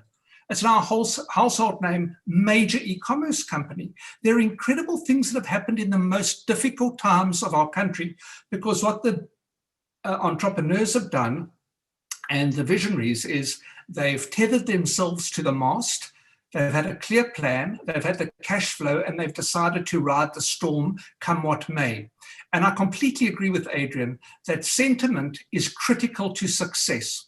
Now, South Africa, as I said just now, has all of the natural assets, all of them. We could be booming right now. There was an article today that was a follow-up on one run last week. I think it was either The Citizen or Mail and Guardian, about Gwedi's decisions around mining and his predecessor have cost our economy 50 billion rand in the last 5 years. That's an own goal. What does 50 billion equate to if that money had come into South Africa in terms of the jobs it would have created, in terms of one family's ability in South Africa to feed 3 families or 5 families, and the long tail of that in terms of spend and the momentum that gets? So you look at us, we all want the country to win. If you look at how the whole country is now behind our Olympians, you look at our Schoenmaker, swimmer, Tatiana, unbelievable. One day nobody knows who Tatiana is, and the next day we're all wearing, as fluffers, Tatiana Schoenmaker t-shirts, and we're all watching our TV at 4 a.m. in the morning, and we all want her to win. And then we jump over and we watch, whatever it might be. And Madiba understood the power of sport to unite a nation. I think that is what Adrian talks about when he talks about the power of sentiment. It's those little things, it's those taxi drivers that surround a mall where you think it's unbelievable what we can actually achieve as South Africans when our head is right and when we're focused in the right direction. But as an Afro-optimist and as a South African optimist, and why am I an optimist? Not because I'm a fool or because I'm naive, because I understand that we've got exceptional people and we've got exceptional assets. And we've got an exceptional constitution, as Robbie spoke about, and he's dedicated a huge part of his life to protecting and enshrining and upholding our constitution through education. And I think that when you look at that, you can say, why wouldn't you be positive when you've got all the assets? People that have got no assets are positive. There's certain countries in the world that are entirely reliant on fossil fuel. Some of them are pivoting into being travel hubs, and they've done that very well. We've got everything. There's nothing that South Africa doesn't have. In fact, we've got people dying to start working. We've got so many people. And I agree with Adrian, I agree with Robbie, that when I see the young talent coming into my company and the diverse talent coming into my company, I'm enthralled, I'm excited. I do an enormous amount of mentorship and business advice pro bono to help uplift entrepreneurs. Because I agree, small business is the way forward for this country, and countries are often rebuilt off a focus on small business. And I think it's up to big business to help small businesses grow. You know what South Africa doesn't have? The most unpopular article I ever wrote was we could all be happy if we had a little bit less, talking to affluent people, because what we need to work on is creating a sharing economy and an inclusive culture. But the reality is people often don't want to give, and quite rightfully so. Why? Because they say, well, if we give money to X or Y, it's going to be stolen. The reality is that what we need to do is to use our funds judiciously and to invest them in the right area. So if we can get involved in helping people at school get an education, helping people get varsity degrees, helping young businesses start free Saturday and Sunday schools. I'm sorry to talk out of Saturday school over the Shabbos, but there might be many different We call it Chayda. Chayda, there we go. There's so many opportunities for us all as businessmen and business leaders and businesswomen and businesswomen, gender neutral, to make a huge difference in driving the economy. That's what we need to be focused on, because if we focus on what we can do, not on what we can't, I think we could unlock massive opportunity. I think as we start to wind down this evening, I want to remind people that there's a Q&A button at the bottom of Zoom. If you have any questions for Adrian or Mike or Robbie, please put your questions in there, because in another moment, I'm going to ask them each to select one question to answer. So please put your questions in the Q&A section in Zoom. If you're watching on YouTube or Facebook, please just put it in the comment section and Danny and Brett will bring it across. Adrian, I know there's a question for you about third dose of Pfizer vaccine, because Israel has just announced that people over the age of 60 are going to be vaccinated with a third dose starting on Sunday. In fact, we've got a webinar coming up specifically on that topic as well. But before we do that, and while you're putting your questions into the Q&A section, Robbie, you do such amazing work on Constitutional Hill, and Mike just alluded to it. Explain to us what you're trying to create there, because we know the Constitution is the bedrock, it's the founding document of our nation, and that's what really describes who we are and what our aspirations are as the South African people. So what are you trying to do to make sure that that's entrenched within all of us?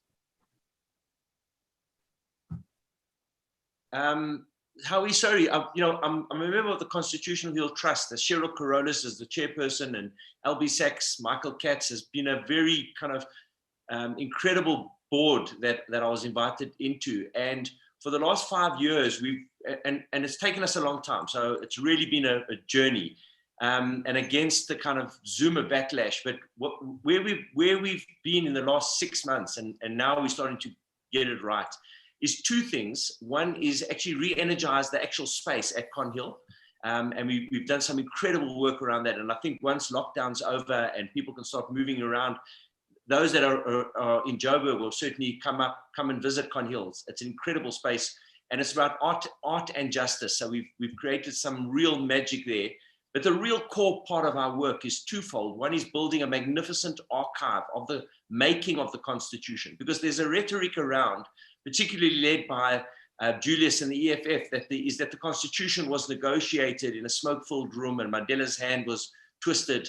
And he just signed that Constitution. It was very narrowly negotiated, which is absolute rubbish. But in the absence of an actual kind of archive, it's very difficult to get that message out. So Lauren and her team have done incredible work with LB on building a huge archive.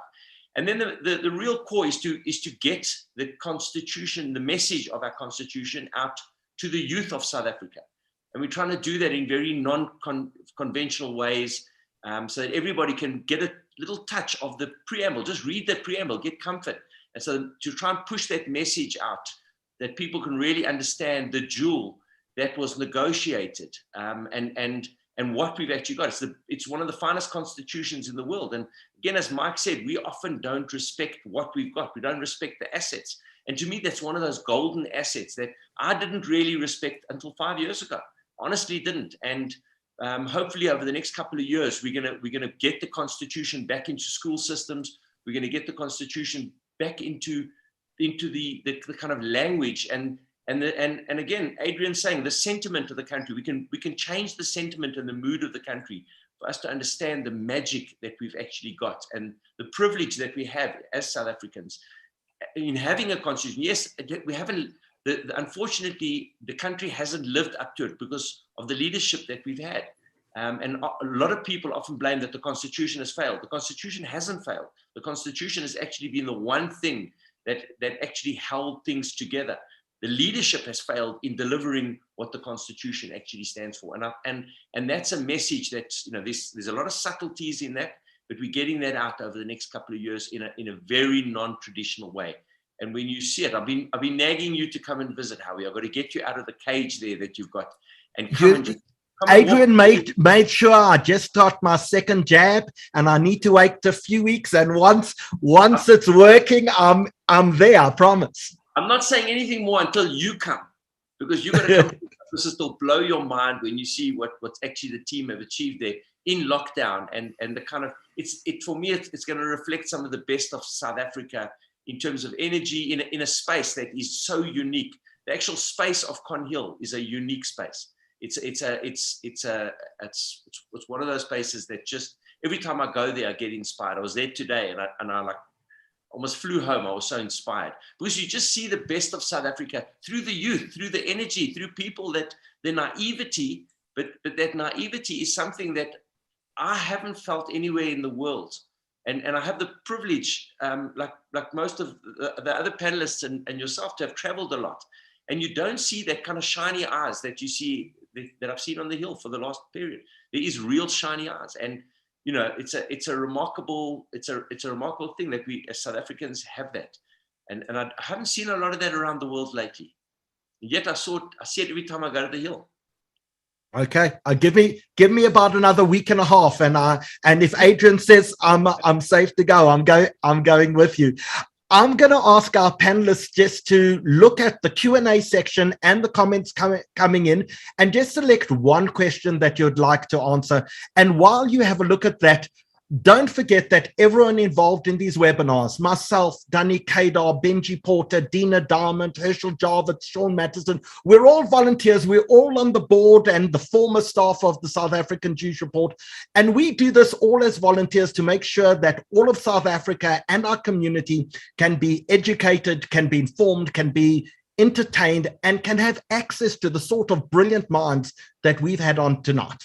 But we do have to keep a newspaper running. You saw the South African Jewish Report. We produce it every week without fail, and we deliver it to townhouse complexes and blocks of flats because we believe the people of South Africa and our community deserve to be informed. And we have probably the best publication in South Africa, I say actually without any fear of contradiction, and we want you to join the family.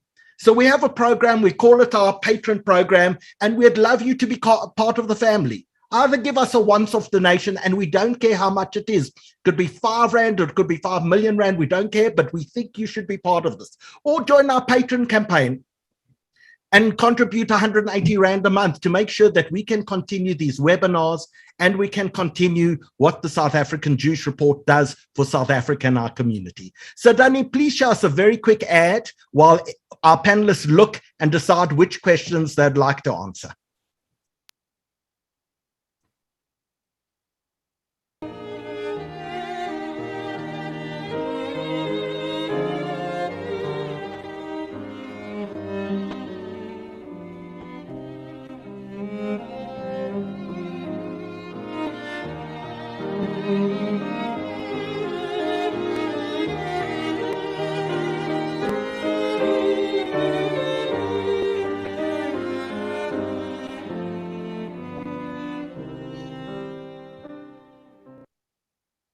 So if you would like to become a patron of the Jewish Report, or alternatively make a once-off donation, we're going to put up a quick poll now, and you can just click that you'd like to give us a once-off donation or do a monthly contribution, or you're already a patron.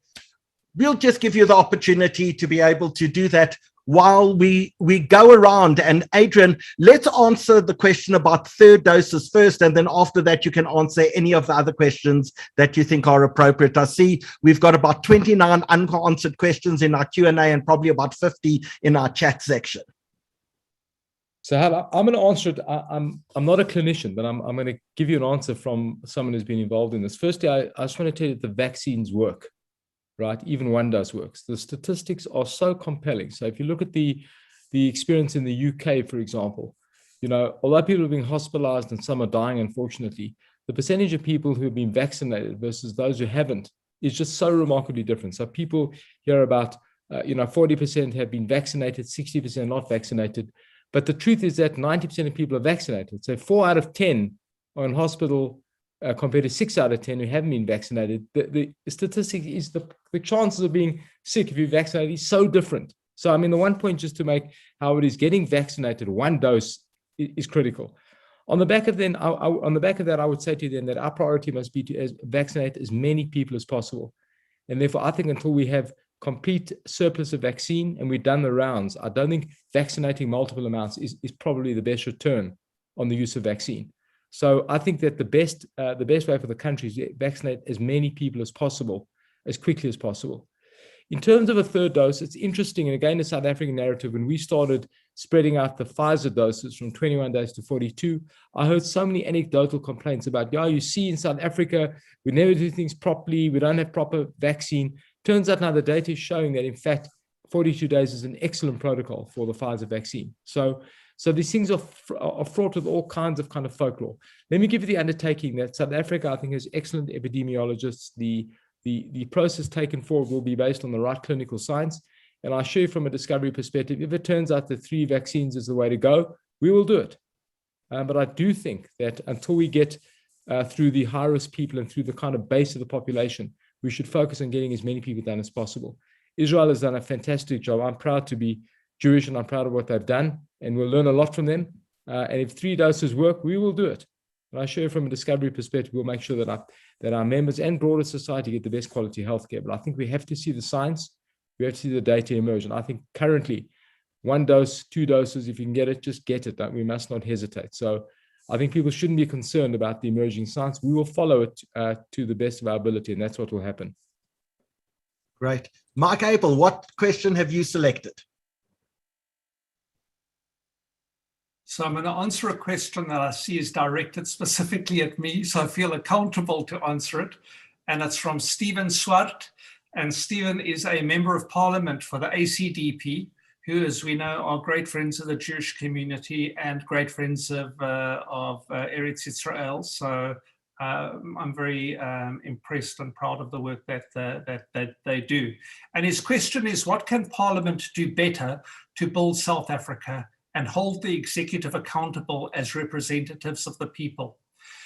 It's a very tricky question because, you've got so many parties in Parliament, including 2 ANCs. So it would be very handy to have 1 ANC in going forward. And what I mean is that if you have a look at the fact that other political parties tried over 8 successive times to remove Jacob Zuma as our president, 8 votes of no confidence failed.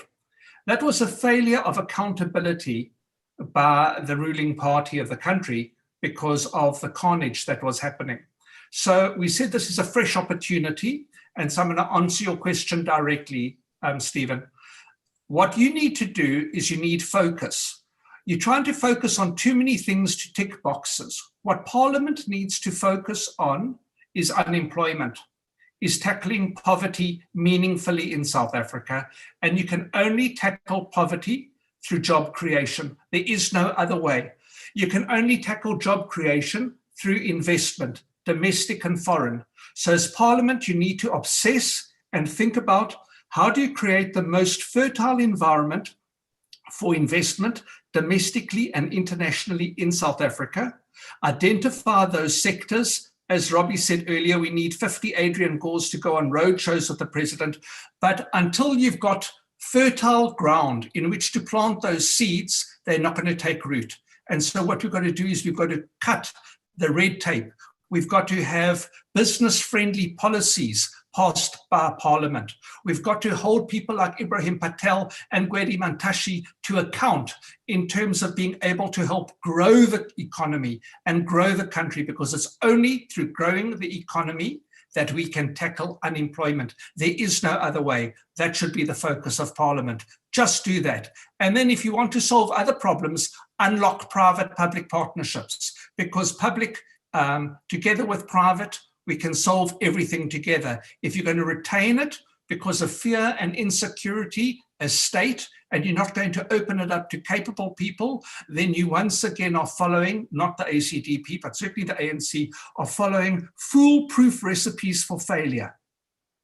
Guaranteed failure. If you carry on doing what you're doing now, failure is absolutely, as the Yiddish word goes, geschrieben, it is written. So what you need to do is to have those partnerships between government and private, and we can achieve anything together. Robbie, Brozin, as you answer your question, I feel like we gave you the opportunity to swear and you haven't sworn enough. I think my mother might be watching, Howie. So so you can do it in Yiddish. Oya klog, it's a bittere Gelächter. Sie gewachsen wie ein Zwiebel. May you grow like an onion with your head in the ground and your feet in the air. I mean, my question is one, what's the best case scenario for the next 6 months? I think a cabinet reshuffle, with competent people, next to Cyril. I think some economic reforms, and I think that, to me, that would create the kind of energy. And again, talking for job creation, talking for just some innovation in some of the investment opportunities that will come in. So creating hubs of IT. There's such, for tourism, there's such opportunity to create inspirational incentives, and so it's bringing in an innovative government that's around Cyril, that's thinking of the future and thinking of the grandchildren. And I think that's an important part. So to me, I think it's possible, not in the next 6 months, in the next month, because once you bring that hope, because really hope is optimism plus action. And if you bring that in, this country will turn quickly. And we just need to bring a couple of things that'll move it. So for me, it's just cabinet reshuffle and some economic reforms. And I think it's gonna have a massive impact on the country. I've got a sorry. No, go ahead. No, I mean, I've got like a getting away from the question, like my kind of personal kind of final comment in terms of winding down is from Pirkei Avos. For me, is always given inspiration. If not us, then who? And if not now, when? Okay. And for me, that is the kind of, I think it's up to civil society as well to stand up. And it's one of the things we're doing from the Hill, is creating a kind of environment for civil society to stand up and say, it's enough. It's enough. We're tired of being messed around, and we're tired. And for me, why Con Hill is such an important space for civil society to utilize. It's a kind of Jewish kind of space. It's our kind of style, because you don't have to march far to say, I'll see you in court, because you're right at the Constitutional Court. So that little area in front of the Constitution is a place for Jews to march and stand. We can march 20 steps. We'll see you in court. Because I think to me, civil society hasn't really, we've seen moments of civil society really affecting change. But I think we can, through that, you can hold government accountable properly. And it's, again, it's one of the projects that we're looking at. So it's up to us, we the people. It is we the people that can actually affect change in this country. So Adrian Gould, the last words of tonight, in fact, go to you. You can select a question to answer, or you can just give us a message, a brocha. And so I'll leave that choice to you. Wow, that's a big responsibility, Howard. I guess I'd leave it where I started. Attitude and sentiment. I think whatever you do, stay or go, build or not build, whatever. I think fundamentally it's a choice that people can make. And Robbie captured we the people. I think it's a choice about responsibility. It's a choice about building. And I think, we have everything at our kind of fingertips here. And I would just encourage people to focus on not naive optimism, Howard, but focus on seeking positive signals. I think that is the research shows that works. It's the fundamental attribute of success. So you and I have had these debates, Howard. It's not naive optimism that gets you through. It's focusing on positive signals, seeking them while knowing what's negative and being aware of them and understanding the risks. And I think a lot of the impact is what our country can offer people, and we need to build. So it's been a great pleasure, Howard. I hope I've added some value. It's been wonderful sharing it with Robbie and Mark, and I enjoy Mark's posts that he puts on. He sends them to me, and I always appreciate them. Thanks for the chance, Howard. Well, I think my favorite saying of recent is, and I think it's an old saying, it says, society grows when old men plant trees. And I think no matter where we are in the world, each of us needs to go and have the impact, Adrian, that you're talking about by going to plant a tree for the future generations that will come. Earlier tonight, I sent Robbie an advert that I had just been sent, and as I sent it to him, he said, I'm busy watching it as we speak, and it's an advert of hope and optimism for the future. So I want to thank everyone who's joined us this evening. We're going to play out with that advert because I think it's got such a wonderful sense of joy and love and what the future actually looks like for all of us. But I have one last thing that I need to ask you to do. Whether you're watching on YouTube or Facebook or Zoom, I just want you to leave one more comment tonight about your sentiment, about your feeling about this evening, about the impact that each of us can make on the future of South Africa. So as we play out with that advert, we'll see you again on Saturday evening, where you take us to bed with you for a night of musical entertainment.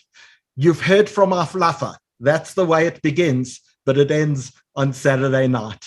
Danny, please play us out with that ad. Good night to everyone, and thank you to our remarkable, remarkable panel who've joined us this evening. Thanks, guys.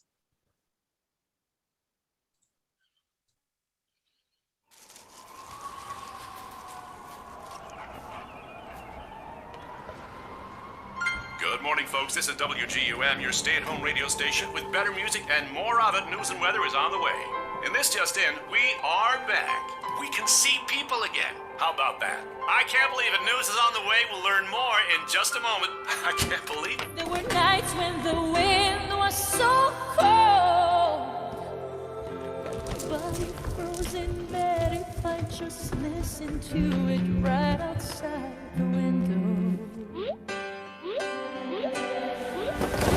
I finished crying in the instant that you left, and I can't remember where or when or how, and I banished every memory you and I had ever made.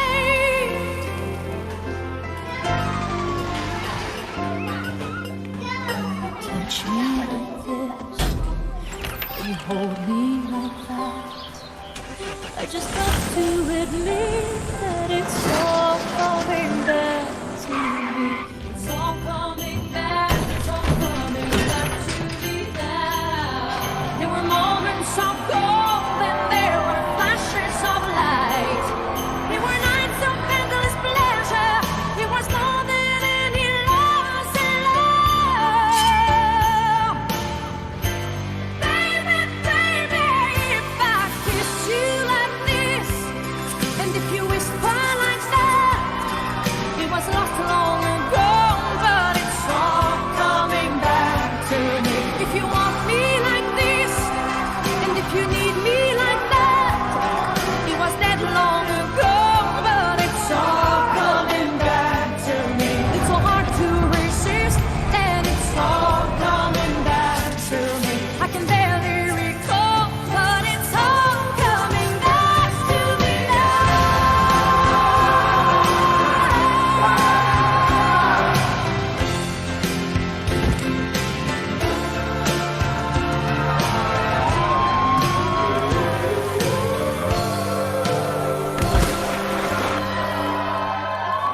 It's all coming back to me.